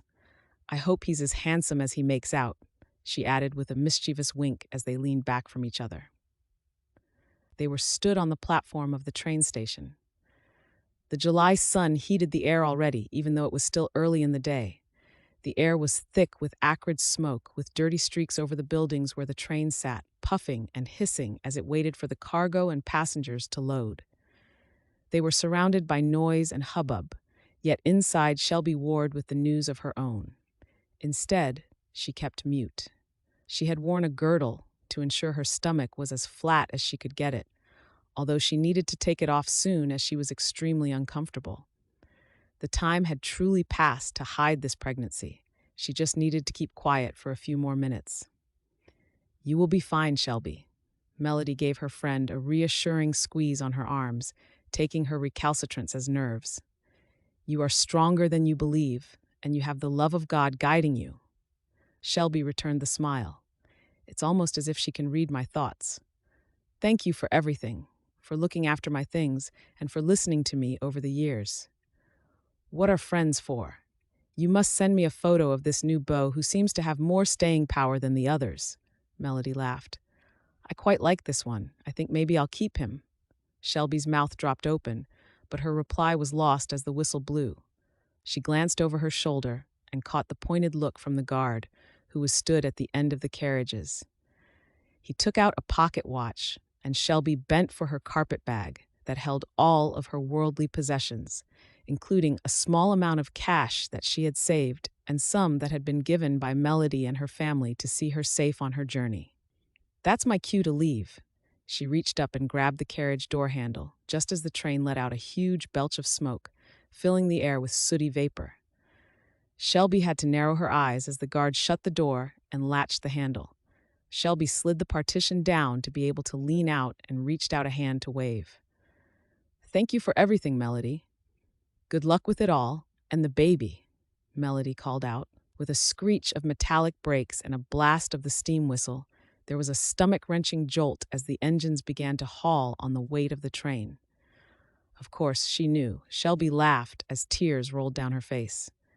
The two friends continued to wave as the train puffed its way out of the station and onto Shelby's new life. The train journey took a week, yet it passed by in a blur. Shelby made her acquaintance with other passengers and they passed the hours by swapping stories. Some women were the same as she. Some were good time girls heading out to entertain the men who lived their lives in the West. There were despicable desperados who kept to themselves, their dark eyes scanning the horizon that rolled past them instead of joining in with the chatter of the carriage. A minister traveling onto a church, and prospecting men hoping to discover their own fortunes in pastures new. Each of them seemed to hold a hope for a new life, and it gave Shelby a buzz of excitement. The terrain outside of the train was like nothing she had ever seen before, and was a story in itself. Sometimes the train passed over narrow valleys bridged by the railway, filled with spikes of ponderosa pines, and far below in the bottom of the valley, she could see foaming white water of a river that tumbled along. Other times, it was as if the finger of God himself had carved out the steep drops into the gray rock as the train crawled along the man-made shelf cut into it. Needle-like trees scattered as the hills grew out of the ground, covered in golds and silvers. The train puffed little cotton-like clouds into the air the higher they climbed, and the air in the carriage grew chilly with crisp alpine air. Shelby gazed in wonder at the snow-capped peaks. Aspen and spruce trees clung to the mountains. Soon enough, the vista flattened out once more, from red sandstone bluffs to meadowland pastures. And before long, the small town that was abutted by a forest, with rolling sand dunes and haphazard houses leaning like drunks in the hazy sunlight. Tired, happy, and longing to meet her future husband, Shelby stepped from the locomotive, clutching her carpet bag in her hand. She had selected her favorite dress, one that Henry had chosen for her. The light gray suited her cool coloring and brought out the blue of her eyes more. She had kept it for this very purpose, as she wanted to make a good first impression. Butterflies swarmed inside, and she waited on the platform. She exchanged farewells with a few of the passengers who alighted at the same station as she and glanced about her new home. It was a small town, with squat, box-like buildings that sat along the street. The train gave a screech and a groan as it pulled out of the station and continued on its journey. The platform grew quiet, and as she realized she was all alone, a sense of uneasiness began to edge into her happiness. Where was Robert? Chapter 11. The cool cloth on her head was a welcome relief to the tight band that seemed to have a grip on her skull. Shelby moaned gently. "Here she comes," a voice murmured. "Come on now, open your eyes." Shelby blinked, squinting at the late afternoon sun that slanted in through the glass window. The woman who was on her knees next to her held the cloth and dabbed at her face, around her cheeks. "Welcome back," she smiled, and her round face winked with dimples. "Back?" Shelby murmured as she cast a glance around the unfamiliar room. Dark furniture was arranged in a room that had a wide archway that opened out into what looked like a wide foyer space with an open staircase curling up on the far wall. Gold-gilt frames depicted country paintings that complemented the vibrant colors of fabrics that were dotted about the room. "Where am I?" "You're at the boarding house," another voice murmured. "It was the closest place to where you keeled over." Shelby turned her head and looked into a familiar set of blue eyes, and her memories came screaming back. Robert Lennox, the humiliation, the argument. She groaned and covered her face before her hands shot to her abdomen. My, everything looks good and dandy now, the lady reassured her. That bump is wrapped up good and proper inside you, and Mr. Blossom here caught you before you hit the deck. He carried you on over into here. I have called for the midwife, just to be sure. The woman patted her hand and pushed to her feet. I shall get you something to drink. The older woman ambled off through another side door, leaving Shelby alone with Benjamin. A clock ticked rhythmically somewhere, the only sound in the room as the silence stretched on. Her eyes drifted closed as embarrassment effused her cheeks once more. Ma'am. Shelby, she murmured. My name is Shelby. She looked at him before she pushed herself into a sitting position, blowing out a breath. I remember, Benjamin replied. I was just checking that you were still here in the land of the living. More's the pity, she replied in a dour tone and stood, but then had to grab for something to steady herself as the ground tilted once more. His hand reached out and she held onto it, exhaling loudly. Goodness, what is wrong with me? He had a firm yet gentle grip on her as those blue eyes looked on. Maybe you should stay sit until the midwife gets here. And Maggie, the lady you just met, will be back here any moment. I'm sorry, Shelby said as he helped her lower back into the sofa she'd only just vacated. I don't know what's wrong with me. Exhaustion, probably. Benjamin lowered himself next to her. His thumb rubbed over the area of her wrist that was beginning to bruise from where Lennox had his hand, and Shelby winced in pain. Sorry, ma'am, he replied and let her go. She lifted her hand and began to rub it absently. It's perfectly fine, Mr. Blossom. You didn't put the bruises there. As you said yourself, I had a lucky escape. If not for your intervening, I do not doubt that the bruises would be the least of my problems right now, he shrugged, breaking eye contact with her. I imagine the sheriff has had words with him. The sheriff? He's a good man, likes things to be in order around here. Believe it or not, the town is a nice place to live. Shelby took the opportunity to look at him more closely. He had a calm way about him, as though he was trying not to disturb the air too much. He had sooty long lashes that brushed the high cheekbones, dark blonde hair that curled around the nape of his neck. He was a big man, wide and burly, with muscles bunched up under the soft cotton fabric of the shirt he wore. Benjamin lifted his head as he heard voices drifting from the other room. That sounds like the doctor's wife. She is the one who looks after the expectant mothers round these parts. He stood and moved to walk away, then paused and looked at her. It was very nice meeting you, Miss Towers. You take good care now? Shelby lifted her lips in a smile. Thank you, Benjamin. He dipped his head and walked through the side door, exchanging a few words with the landlady before leaving. Shelby listened to the retreating sound of his heels on the wooden floor and felt almost desolate and alone, which was madness when she had only just met him. She wasn't given the chance to dwell as the landlady walked back in with another woman directly behind her. Here she is, Mrs. Rogers. Shelby was examined and questioned, soothed and fussed over in a manner that she hadn't been since she was a small girl. Mrs. Rogers had a logical approach to care and declared that Shelby was overwhelmed by her experience and needed rest and fluid. Mrs. Masterson, or Maggie as she insisted on Shelby calling her, offered her a room for the night, and Shelby gratefully retired upstairs. Her mind was overwhelmed by the events of the day, and she thought that she would be awake and worrying all night. But as soon as she lay on the comfortable bed in the corner of the room and had the heavy woolen blankets over her, she fell fast asleep. Chapter 12. Shelby had taken her time getting up and ready the next morning. As flashes of her experience with Mr. Lennox kept drifting into her mind, as much as she tried to push them away, the mortification filled her up time and again. How could she have not sensed his brutish manner from his letters? When she recalled the contents, she mused that he had seemed quite overbearing and no nonsense, but how she could have known that he would jostle her so. If not for Benjamin Blossom, she would have been enslaved to a dreadful person for the rest of her days. Her room was quaint, clean and practical with a homely touch. The furniture was rustic, in keeping with the tone of the rest of the boarding house. She made her bed neatly and checked the room so that she had left nothing behind. She had woken that morning with a feeling of loss and confusion. What do I do now? As anxiety had swelled in her, she'd pushed the feeling away as she felt the baby kick. She didn't have time to panic. She needed a practical plan, and she needed to act. She longed for the chill air of New York, for the reassuring arms of Melody. Shelby decided to write to Melody and seek her counsel. She didn't have enough money for the trip home. Maybe Shelby could advance her some of it. She wanted to go back home, to what was familiar and safe. She was tired of feeling like she was adrift from her life. The time had come to take control. The boarding house was quiet when Shelby left her room. She crossed the small passageway and headed down the stairs. The grandfather clock in the hall told her it was late morning.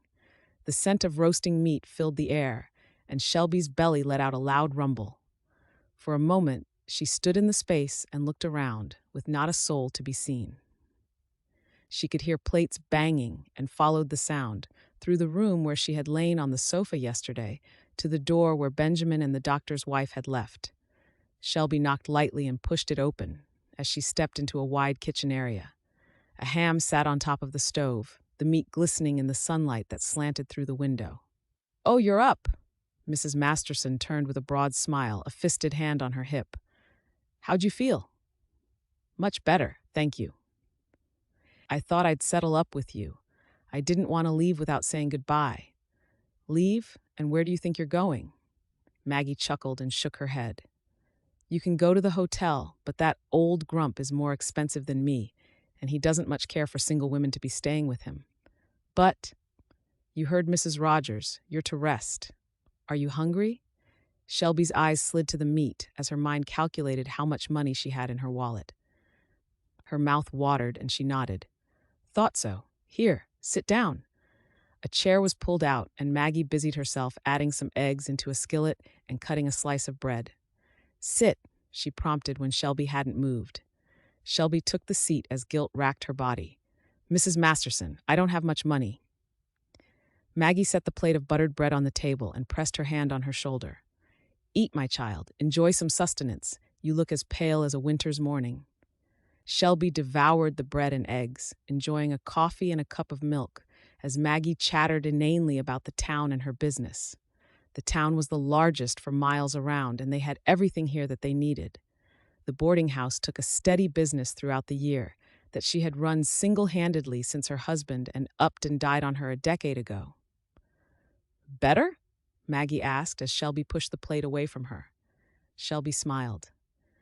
"Yes, I cannot thank you enough for the kindnesses that you have shown me. It's what any good Christian woman would do." She dismissed the thanks with a wave of her hand. "What are your plans now?" Shelby sat back with her cup as her other hand rubbed her belly in contemplation. She felt amazingly comfortable with the older woman and answered her honestly. "I can't stay here, not after half the town witnessing my humiliation yesterday." All those strangers standing around, staring as she'd sobbed in public. "I need to go back home, Maggie. It was a mistake coming here.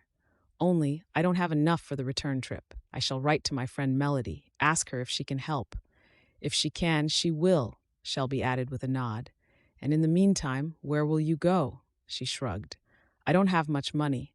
Obviously, I arrived here expecting that my husband would support me financially. That Robert Lennox is a mean, mule-headed man," Maggie muttered darkly. "He had a lovely young wife who up and died on him. I think she was glad of the release." She lifted her eyes to the heavens. "Bless her soul. I had no inkling in his letters," Shelby murmured. "You can stay here with me. We can work out an arrangement. Maybe you can help me with the cleaning and such to help towards your keep." "You would do that for me?" "You would be doing me a favor. My knees aren't what they used to be." Shelby set the cup down with a click. "Are there any jobs going in the town?" Maggie pondered a moment. "You would have to ask. What are your skills? Have you worked before?" Shelby nodded as the idea germinated. She could get home faster if she could work and save money.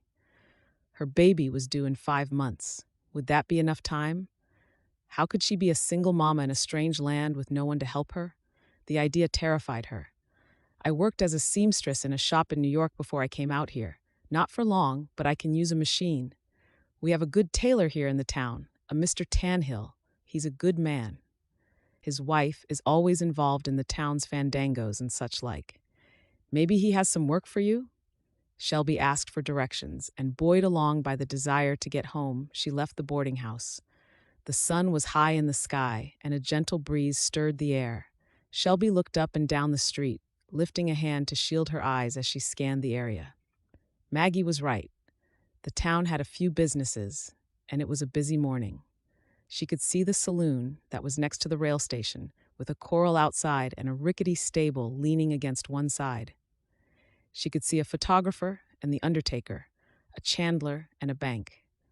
There was another saloon right across the street, and she spied several ladies lounging in the sunlight on the balcony. The soiled doves that Lennox had branded her.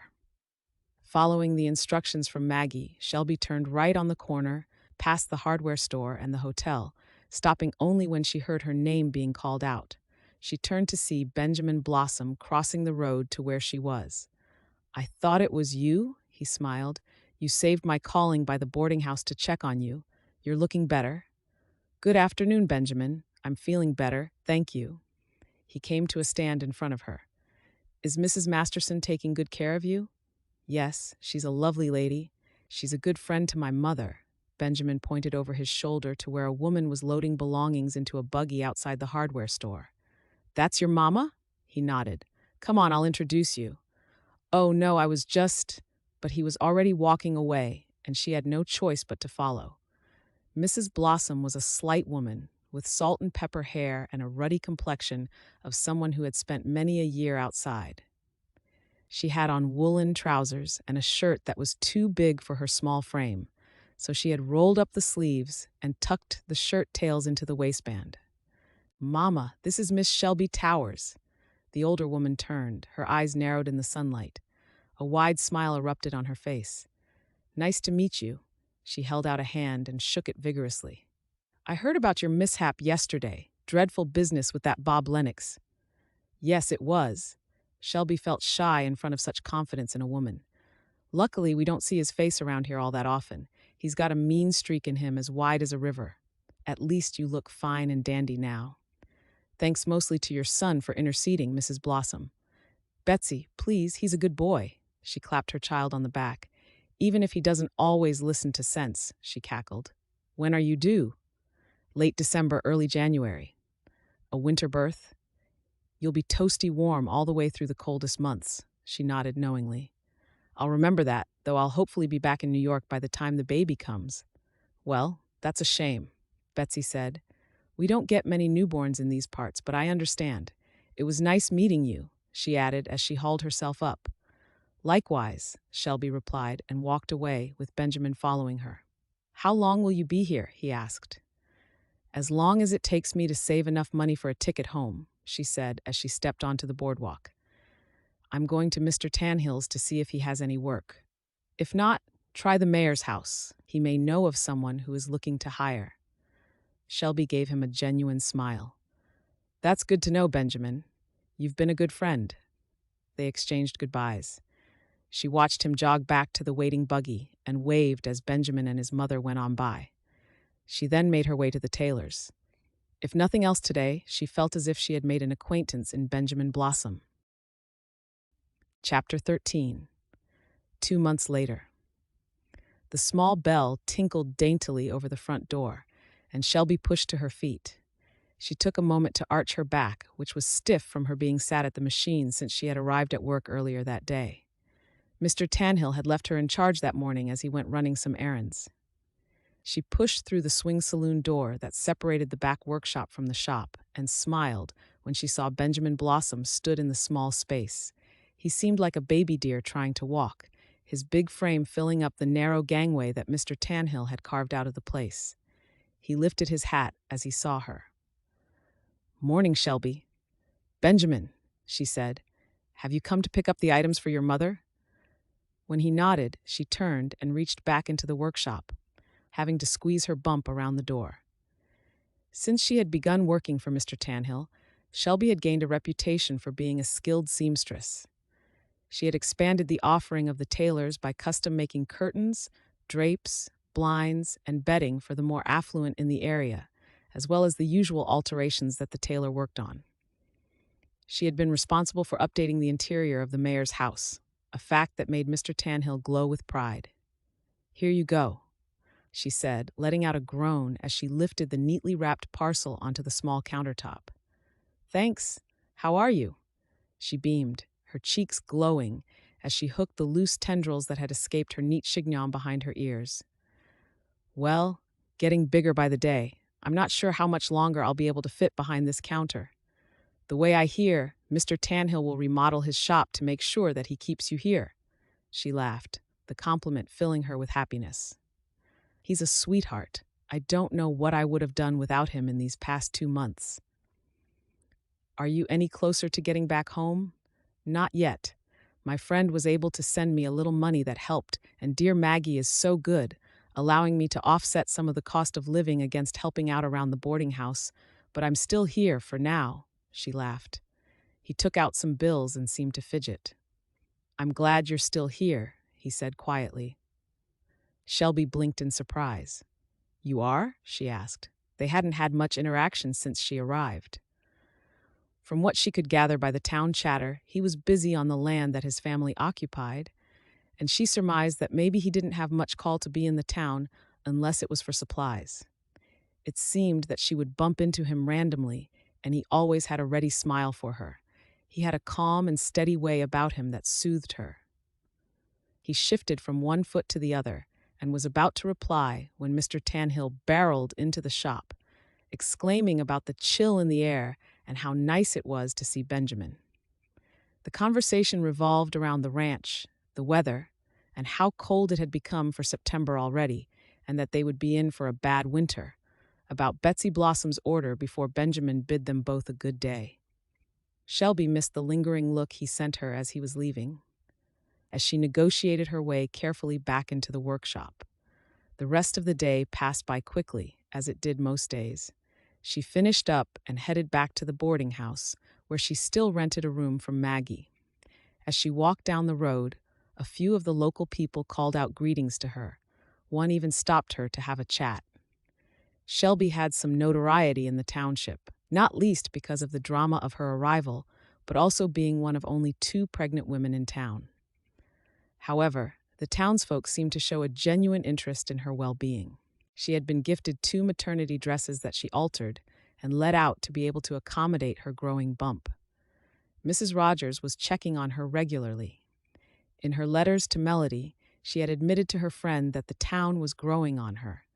Everyone was mostly on first-name terms, and the sheriff took care of any brewing trouble. She was less nervous walking about the place on her own and knew the layout of the buildings and streets well. She liked the easygoing nature of the town, the fact that people didn't so much judge a single pregnant woman living alone here, although she knew there were still some who looked down on her. For the most, she was treated as her own person, and she was beginning to relish the independence that was afforded to her. The memory of the New York wife seemed a distant one. She let herself into the back door of the boarding house and was greeted by Maggie, and the 2 women exchanged details about their day. "You have some mail. It has a New York postmark. I picked it up when I went to the post office earlier." Maggie stirred the pan on the stovetop.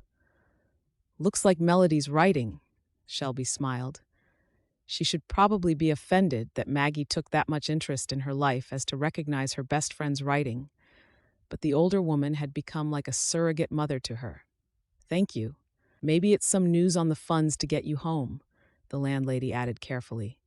Shelby picked up the letter, her eyes lingering on her name printed on the front. She felt like a different Shelby Towers now that she had a vastly different life. "You could stay, you know?" Maggie fixed her with that look of hers that Shelby found harder and harder to resist the longer she stayed in town. It was a conversation they'd had very often. In the beginning, Shelby hadn't even discussed the subject. She was going home, and that was that. But now she wasn't so sure. She'd argued that bringing up a baby in a boarding house wasn't good for business for the older woman, but Maggie had dismissed that argument, saying that she could have the room at the back of the house and that Mr. Tanhill would probably either let her bring the work home or let her take the little one with her to work. "Maggie, I heard Benjamin Blossom was in town today. She'd turned back to the pan and dished the contents equally onto two plates. Shelby sat down, quite used to the subject-hopping antics. Yes, he called for the things that Betsy had ordered. How was he? She set the plate down on the table. Eat. He was okay. Shelby tried for indifference. Benjamin seemed to be eking into her thoughts more often these days, although today was the first inkling she had ever gotten that he may see her as more than the pathetic woman who'd been dragged about by Robert Lennox before keeling over in front of him. He's a good catch. Maggie sat down on the opposite side of the table, propped her chin on her hands. From a decent family. His family had a fine reputation in the town, most in part due to his parents who were involved heavily in the town events. Easy now, Cupid, Shelby said with a shake of her head. Benjamin is a good friend, nothing more. He would never be interested in me. Hogwash. Who wouldn't be interested in you? Shelby slid her chair back to point obviously at her bump. Maybe this? Another man's child? The fact I have nothing to offer. Goodness, child, listen to yourself. You were widowed and abandoned. Now you have given yourself a new life. You have a job. You have overcome. It's God's will. Shelby leaned across the table to squeeze Maggie's hand. You're too kind, but you know what Mr. Lennox said. I'm spoiled goods. Benjamin deserves better than that. Maggie rolled her eyes. I won't say out loud what I think of that old man, else I'll be in church even longer on Sunday praying for forgiveness. Shelby, you know what reputation Robert Lennox has around here, so you just take no notice of what he said about you. Please, would you just consider staying? I like having you here, and there's going to come a time when you're too big to travel. You heard what Mrs. Rogers said. Shelby recalled the words of caution and realized that she spoke the truth. The window of going home was getting smaller every day. She sighed. I'll think about it, and knew that she would think of nothing else. Chapter 14. Please say you'll come. Ruthie Bond danced in front of her, with her hands pressed together as if in prayer. Shelby laughed. No, I'm not going to the harvest dance, Ruthie. Look at the size of me. I can barely walk, let alone dance the night away. You don't have to dance, Ella said, as she leaned over the shop counter and waggled her brows. You can sit on the sides and watch me seduce Jack with the feminine wiles I've read so much about. Although her two friends were only a year younger than she was, Shelby felt so much older. Trying to find a mate in the West was a game that was started much later on in their lives. The fact that there was a distinct lack of available females in the area meant that the girls had their choice of suitable young men, and these two seemed to enjoy the selection process immensely. Both girls had strong family ties to the area and had taken Shelby under their wing within a few days of her arrival, dazzled by her New York attire, rouged cheeks, and glossy lips. Ruthie was more of the tomboy and rolled her eyes at the more girly Ella. When are you going to put that boy out of his misery and just bed him? Shelby huffed out a laugh.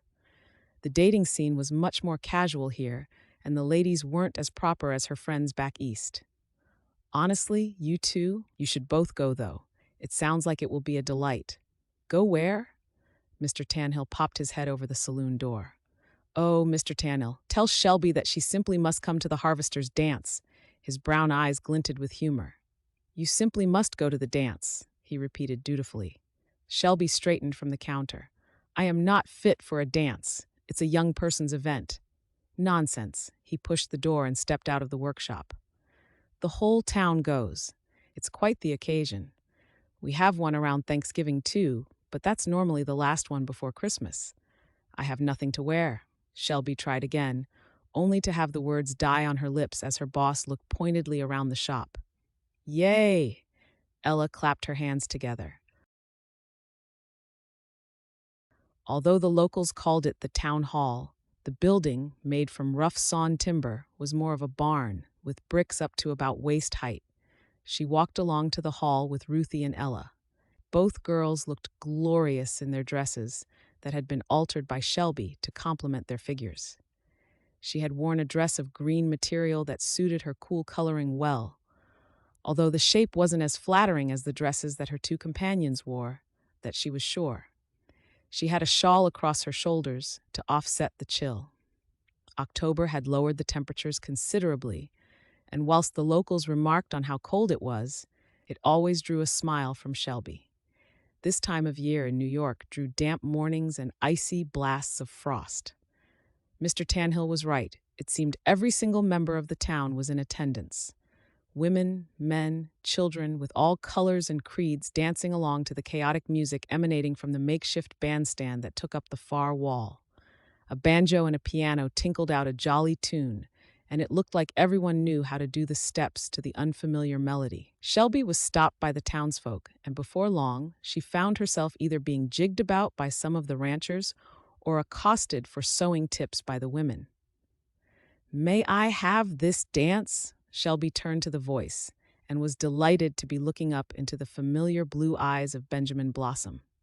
She nodded and shivered as his fingers slid over her back as they steered her towards where the others were dancing. "You look lovely this evening," he murmured in her ear, having to lean in close to be heard over the music. She smiled and dipped her head in acknowledgement of the praise and held his gaze as they began to dance. The proximity of him was doing funny things to her senses. She could smell a tang of tobacco, and she could feel his midriff on her bump. She should be feeling awkward and cumbersome, yet she felt small and feminine next to his big frame. She was about to reply when a hand gripped her bicep and yanked her sideways. "Get your hands off my property!" Shelby stumbled backward and knocked into nearby dancers. "Oh!" she cried.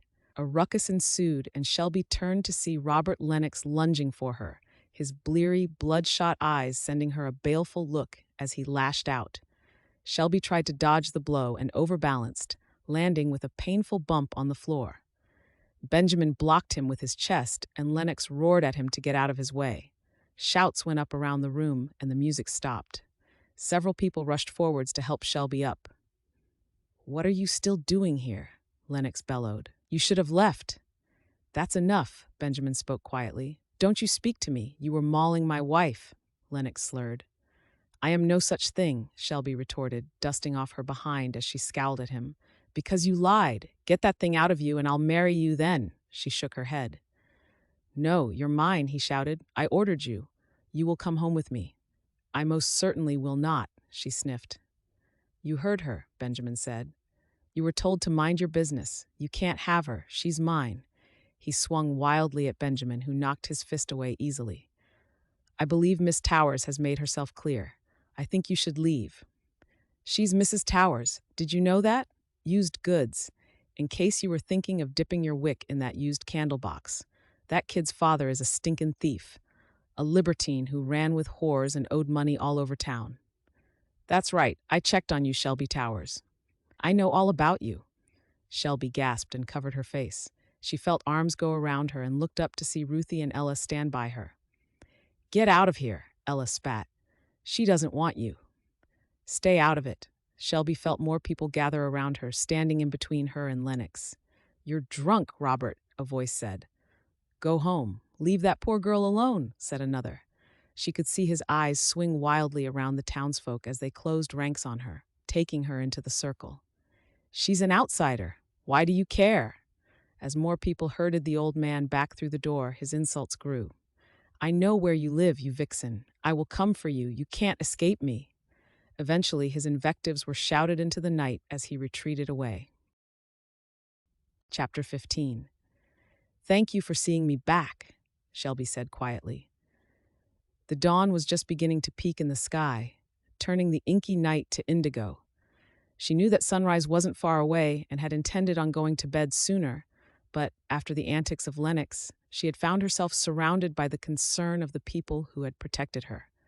Shelby had been horrified by the news that Robert Lennox had been checking up on her, and the gossip from Henry's actions had inserted itself into her new life. After all that she had endured escaping, she felt now that it had been in vain. But her friends hadn't seemed all that bothered by the revelations. They had made sure that she was okay, plying her with drinks, pulling a smile from her as they whisked her about the dance floor. Mrs. Rogers had shown up after someone had summoned her to check on Shelby. Benjamin had hovered in the background, with those watchful blue eyes of his resting on her whenever she looked at him. While he hadn't spoken to her, She had grown aware of his observation and took comfort from it. He had offered her his jacket to walk her back from the barn. She welcomed the latent warmth of it from his body and rejoiced in the scent of him. "My pleasure." He looked up over the exterior of the boarding house.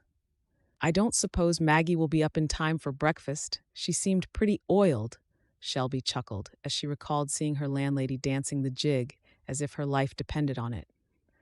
"She's a force to be reckoned with. I think most of the women are around here. It's refreshing to see."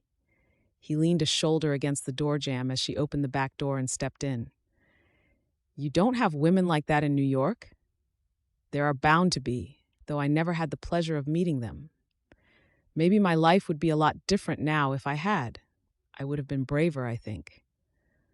"You don't see yourself as brave? Did you not see how I was shoved around by the wretched man tonight?" "I saw you standing up to him, something that you wouldn't have done when you first arrived," he remarked quietly. Everything about him was calm, apart from the blue fire that seemed to spark in his eyes as he watched her. "I had to be escorted home in case he was still out there," she reasoned. "Maybe I wanted to hang around for the chance to spend some time with you, Shelby." Hearing her name on his lips gave her a frisson of pleasure. She sighed. "Maybe you're drunk too, Benjamin." He chuckled and straightened up. "Maybe I am, and maybe you'll let me call on you sometime. We can get to know each other better. When I'm sober, obviously." A smile danced over her lips and she replied, "Maybe." He shot her a playful wink and walked off into the darkness, whistling a rendition of one of the tunes that they had danced to that evening. She closed the door and leaned against the structure. Her eyes drifted shut on a groan. Yet, once again, he had witnessed the shaming of her by Robert Lennox. And this, she reminded herself, was the one reason he wouldn't be interested in her. When he sobered up, he would see the error of his ways, and she wouldn't see him again. Lennox had yelled her personal business across the whole town. Now everyone knew the secrets that she had wanted to keep. Now Benjamin knew the reason she had fled the city. She elbowed away from the door and made her way to bed, and for the first time in a while, locked her bedroom door behind her. The threats of Robert Lennox had echoed in her mind. She hadn't seen him since the day she arrived, and she probably had nothing to fear from him. He'd clearly imbibed too much of the homebrew whiskey tonight. For not the first time, she had been astonished by the people in the town, quickly coming to her rescue, surrounding her in a protective bubble. As she climbed into bed, her mind was filled not with drunken suitors or gossiping people, but by a quiet, blue-eyed cowboy. October made way for November, and brought with it much cooler temperatures and shorter days. The only way that Shelby knew of the advancing time was her growing belly that kept swelling. She wasn't sure how much bigger she could get. Walking was a chore, and Mr. Tanhill kindly adjusted her workbench to accommodate her. It was almost as if the whole town were having this baby, as more and more gifts appeared for the impending arrival. Benjamin had surprised her when he called on her, as he said he would, and they had shared an enjoyable luncheon in the sitting room of the boarding lodge. After then, he had taken her for a ride in the buggy out to his homestead, and she had met the whole family, including several siblings who ribbed on their brother for his fast work with the baby. Shelby hadn't minded the teasing tone and had gratefully accepted a woolen jacket for the baby from Betsy. No one seemed to mind that she was pregnant with another man's child. Either that, or they were too polite to bring it up. His home was typical of the working family that she had seen in the area, neat and practical, with a gallery that had several chairs and a swing seat made by Benjamin's father. They farmed cattle and had hogs in the outer buildings, as well as a few bedraggled chickens that pecked the earth around their feet. Under the guide of Benjamin, he had shown her more of the area, and it was clear that he had fallen in love with the land. Shelby went along with his company, trying not to enjoy herself with him, keeping at the forefront of her mind that she should be returning to New York. Whilst she would be sad to leave everyone behind, she knew that it would be better for her. Melody's letters grew more insistent that she return home to give birth, and yet Shelby's replies grew more reticent. Shelby couldn't afford to be led into this new romance that seemed to be budding between them. She'd had no luck whatsoever in the past when following her heart, so this time she was going to listen to her head. "You know that this baby will be here very soon," Mrs. Rogers reminded her, setting aside one of the instruments she'd used on Shelby's belly. Shelby held out a hand to Maggie, who helped her upright. "I know, it feels like I'm going to explode any minute," she laughed. "I'm serious, Shelby. Do you still have plans to return back east?" Shelby's lower lip disappeared in between her teeth as her eyes slid to Maggie's. Did she want to go home? Although she had Melody back there, and everything was familiar, she would miss her landlady, and her friends, and Benjamin. "I was planning on it, finances allowing." The doctor's wife shook her head. "If you're going to go, you should go within the next week. After then, you cannot travel until this child arrives. It's just not safe." "I'm not due for another month or so yet. I've delivered my fair share of babies, Shelby. It won't be long. You're both doing well. If you're staying on here in town, my husband or I will be on hand to help." "Okay," Shelby nodded, and they said their goodbyes as Mrs. Rogers left, with a promise to call again the following week and check on her. Maggie ambled back in and shot her a grin. "Why are you smiling?" Maggie shrugged as the grin deepened. "I'm not. You're like that cat that got the cream," Shelby admonished softly. "All I will say is that the Lord works in mysterious ways." Shelby crossed her arms over her bump and lifted a brow. "And what way is that? Where he makes a woman give birth in a strange land all alone to her dead husband's child. Do you have the means to go back?" Shelby nodded, her lips firming at her landlady's look of shock. "I've had it for a few weeks. I'm just so confused, Maggie." "Why?" "Because my head tells me I should go back east, not listen to my foolish heart that has always led me so very wrong in the past. I fell for Henry, and then for Robert. Both disastrous. My heart isn't to be trusted anymore, but go on. I'm just not sure what to do for the best. Life here is so different from how I thought it would be, yet it's like I have found myself. But is that fair to a baby? To bring them into the world with the stigma of being without a father? Then, how much harder will my life be without you or Mr. Tanhill or Ruthie or Ella?" "Without Benjamin," she added but held back the words.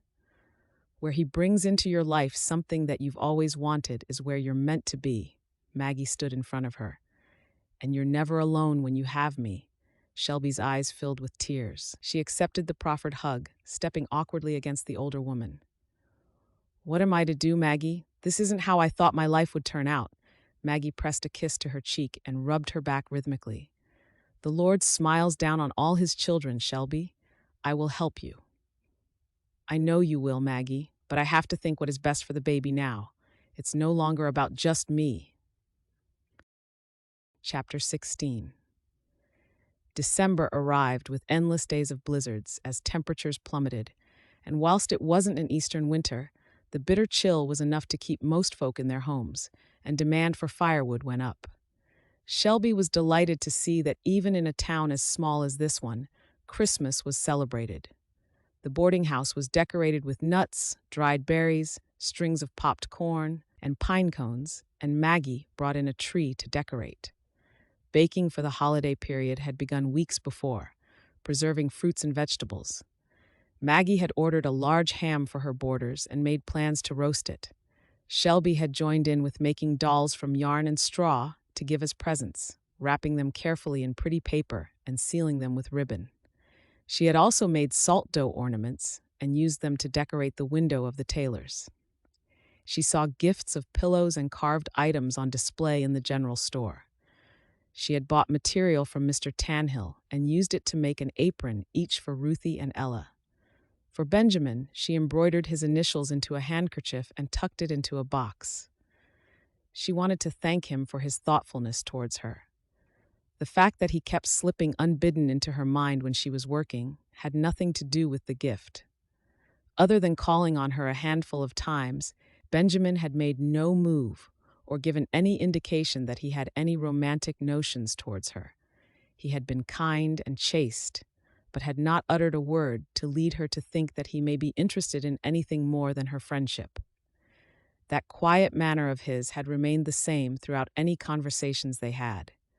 Shelby planned on giving him the gift before Christmas, so had been delighted when he had offered to call on her on Christmas Eve. It meant that she could give him his gift in private instead of at church on Christmas Day, as she thought she may have to do.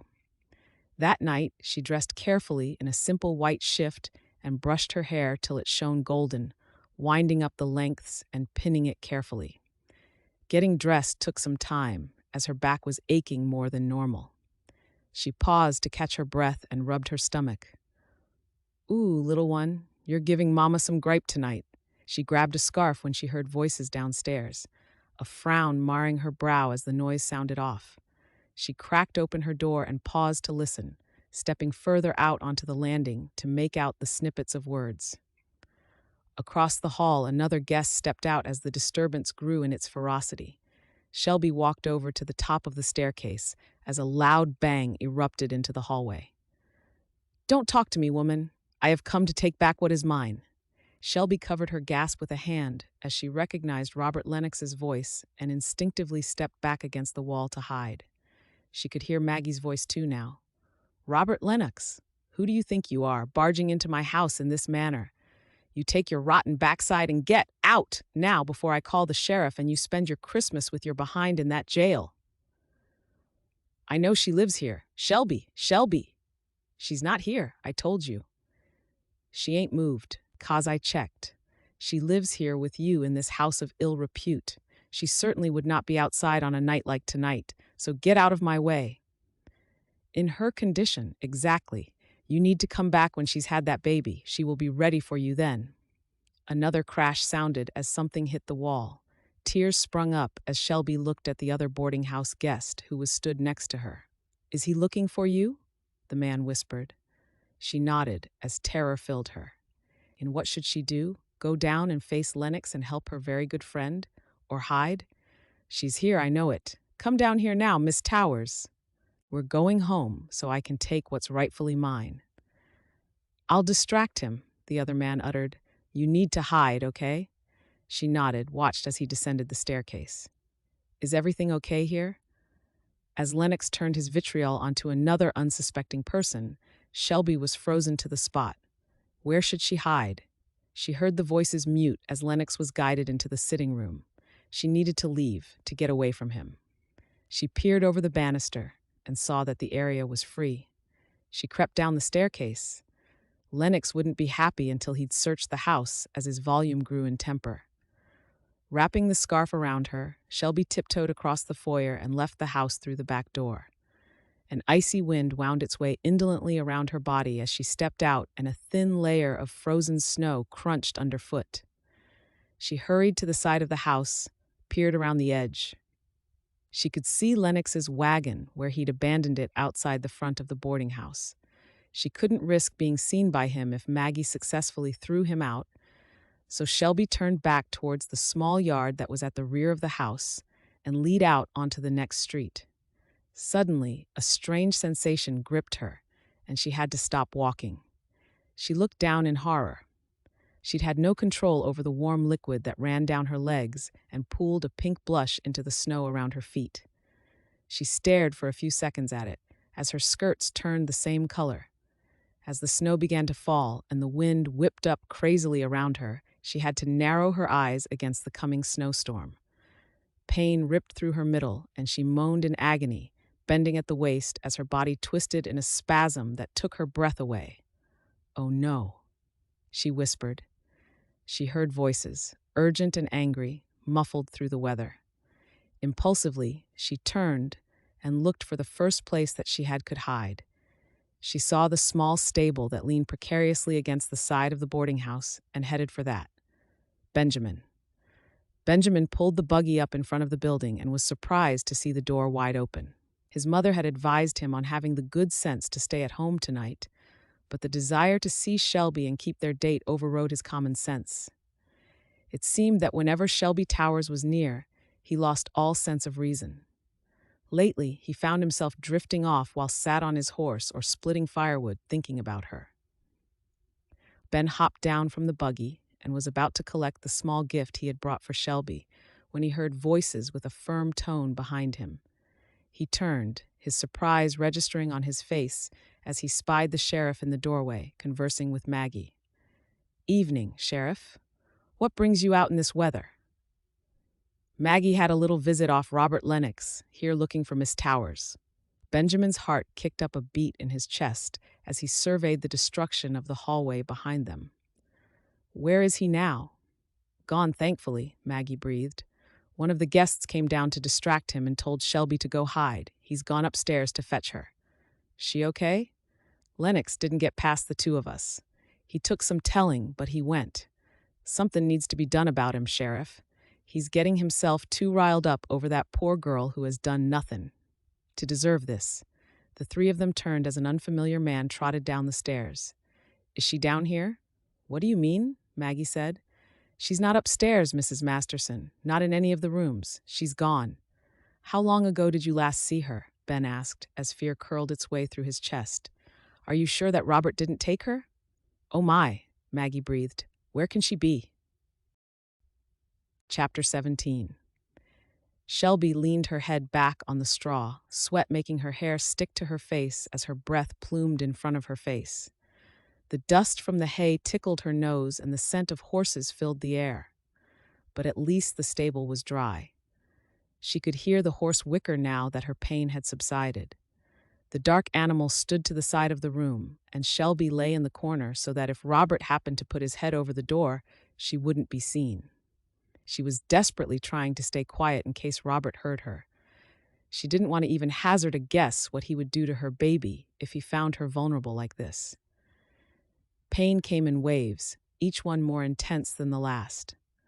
She rubbed a hand over her stomach, exhaled slowly as she adjusted her position to get more comfortable. "Come on, little one," she whispered to her bump as she rubbed a palm over the taut skin. "Mama needs a break now. I have to do this alone. It'll be just the two of us from now on. I need you to either stop or vacate, please." In response, she felt the wave return, ripping through her body, and she couldn't help the low wail that emitted from her mouth. Benjamin had turned the house upside down, as several more of the townspeople joined in the search for Shelby. The sheriff had summoned one of his deputies and had departed for Lennox's place in case Robert had managed somehow to coerce Shelby into his wagon. The sheriff had taken one look at the fury that burned low in Benjamin's eyes and point-blank refused to allow him to accompany them out to check Lennox's place. Ben stood at the edge of the small veranda that skirted the boarding house, heard the people calling Shelby's name as he fought with indecision. If that man had gotten hold of her, he would rip him limb from limb for laying a hand on her head. He cocked an ear as his breath caught in his chest and listened. And then he heard it again, a sharp mewling. He turned for the back of the house, holding the oil lamp he carried aloft, and the light wobbled wildly around the small area. He called her name, spinning on a heel in the snow. "Shelby, sweetheart, is that you?" The low wail turned into a bellow full of pain, and Benjamin ran for the stables. He leaned his head over the stable door, thrusting the lamp into the interior. "Easy, easy," he said softly to the horse who jumped sideways, clearly jittery from the sudden intrusion. Benjamin squinted through the gloomy interior and spotted a foot poking into the straw in the corner. He unlocked the door and eased around the back of the horse. Shelby lay in the corner, the straw between her legs dark and wet, but the joy at finding her overrode any hesitation or consideration for what was appropriate. He hooked the lamp over a peg on the wall and leaned down to her. "There you are," he crooned, as he knelt next to her and placed a cool palm against her forehead. She opened her eyes, the blue filled with hurt and anguish that made his stomach knot. "Ben," she breathed, "what are you?" "Shh, now." He brushed her hair back. "I'm here. I'm scared," he chuckled. "You and me both, but not as scared as when I couldn't find you. Come on, there's a good girl." He held her hand, pressed his lips to her knuckles. "You got this. Have you delivered a baby before?" "Cattle," he said with a grin. "Can't be that much different, huh?" Shelby let her head flop back in the straw and couldn't help the laugh that erupted from her. "Benjamin Blossom, you did not just compare my child to a calf, The laugh was short-lived as the pain came again and she held her breath as the urge to push came over her, yet she fought it. "Oh, it hurts." Her face twisted as she gripped his hand. She panted as the urge subsided. "You are not meant to see me like this. This is hardly the romantic visit I envisaged tonight." "Well, that's just tough," he replied. "I'm not leaving you." She locked eyes with him as the urge coursed through her once more, and this time she was powerless to resist. She held her breath and saw him nod as she kept on pushing. Suddenly, she felt a relief, a release as the baby slid clear from her body. Her mouth rounded in an O as she put her hand down and touched the warm, slimy skin. The air was rendered with the cries of a newborn, and Shelby watched as Benjamin shed his coat and picked up the tiny form and wrapped it in his coat. As he handed the child to her, she began to cry. He lifted the lamp from off the hook, and for the first time she was able to look upon the face of her baby. Tears of happiness flowed over her face as she was engulfed with a strong wave of emotion. She stroked a finger over the baby's sticky cheek. "Hello, little one." "I always wanted a son," Benjamin murmured and cradled the baby's head. "It's a boy?" He nodded. "Everything looks all present, correct, and accounted for. Thank you for staying." She reached for his hand and held on. "As if I was going to leave you in that state. As if I will be leaving your side again." He pressed a kiss to her head. Shelby leaned her head onto his chest and closed her eyes. "Benjamin, I just can't let you save me every time." "Of course, you can," he said, and those steady blue eyes of his focused on her face. "I can't stop thinking about you. You're in my thoughts and my dreams. You're in my heart, Shelby. Let me look after you. Let me be a husband to you, a father to him. I'd make it my life's work to keep and care for the both of you." It was all too complicated. She couldn't let a good man like Benjamin get caught up in her bad luck.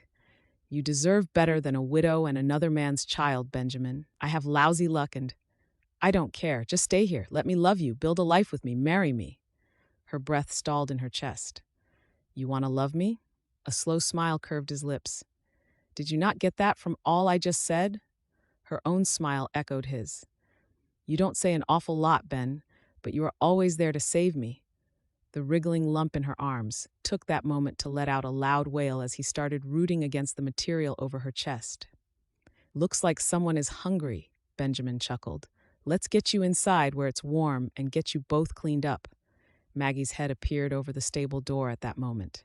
"Found them," she called out behind her, and the light she held up rocked as she whirled back. "Oh my, and get me some blankets," she yelled out. "We have had ourselves a Christmas baby." Shelby passed her son to Maggie's waiting arms, who immediately started cooing over the tiny form as tears rolled unchecked down her cheeks, a wide smile splitting her kind face. "Oh, Shelby, you're a brave woman," she told her. "Well done. Come on in the warm. We've got half the town looking for you. Have done for hours. We'd best get the sheriff back from Lennox's house." She held up a hand for Ben to help her up and stood gingerly. "I ducked in here after my waters went out there." She looked down at her white dress, at the mess of the skirts. "I can't go out there like this," she whispered. "Hold on." Maggie took the blanket that had been passed to her over the door and expertly swapped the coat, bundling the squalling baby up as she handed Ben his coat back. "Come on with Aunt Maggie. Let's get you warmed up. Oh, and a happy Christmas to you both." She cuddled the swaddled baby up close and stepped out into the winter's night. "It's Christmas Day?" Shelby wrapped her arms around herself. Benjamin nodded as he helped her into his jacket and then stepped in front of her. "There you go. Happy Christmas, Shelby." Shelby shook her head in amazement. "Why is it you always manage to see me at the worst of times when I look bedraggled and disgusting?" He moved against her. "You always look beautiful to me, Shelby. I meant what I said. I want you to marry me. Let's start a family, and then I can always keep you safe." "It's another man's baby," she whispered. He shook his head. "That's my son. I held him first before anyone. I will love him as my own, the same as I love his mama. And if the good Lord is on our side, maybe we will be blessed with a child of our own one day. My mama already thinks of him as her grandbaby, so you're not going to have much say on that subject." "Your ma knows that you were going to propose?" "Aye, she knows." Same as a ma always knows these things before you do. She told me to tell you weeks ago, in case you went back east. I have the money to go, she said, and reached out a hand as if to soothe the worry that flickered across his face. I've had the money to leave for about a month. Only, something was holding me here. Someone, I should say. A slow smile spread over his face. Who might that be? Shelby warred with her sensible head and realized that her heart and her head told her the same thing, that being married to Benjamin was the right decision. That was why she had made this trip in the first place, as she was meant to be with him. And finally, allowing herself to be free to love a good man, to receive his love and honesty back, she felt like she had finally come home. You are the reason I wanted to stay. I love you, Benjamin Blossom. I will make sure you don't regret it. I love you. He curved a hand over her shoulder to hold her tenderly.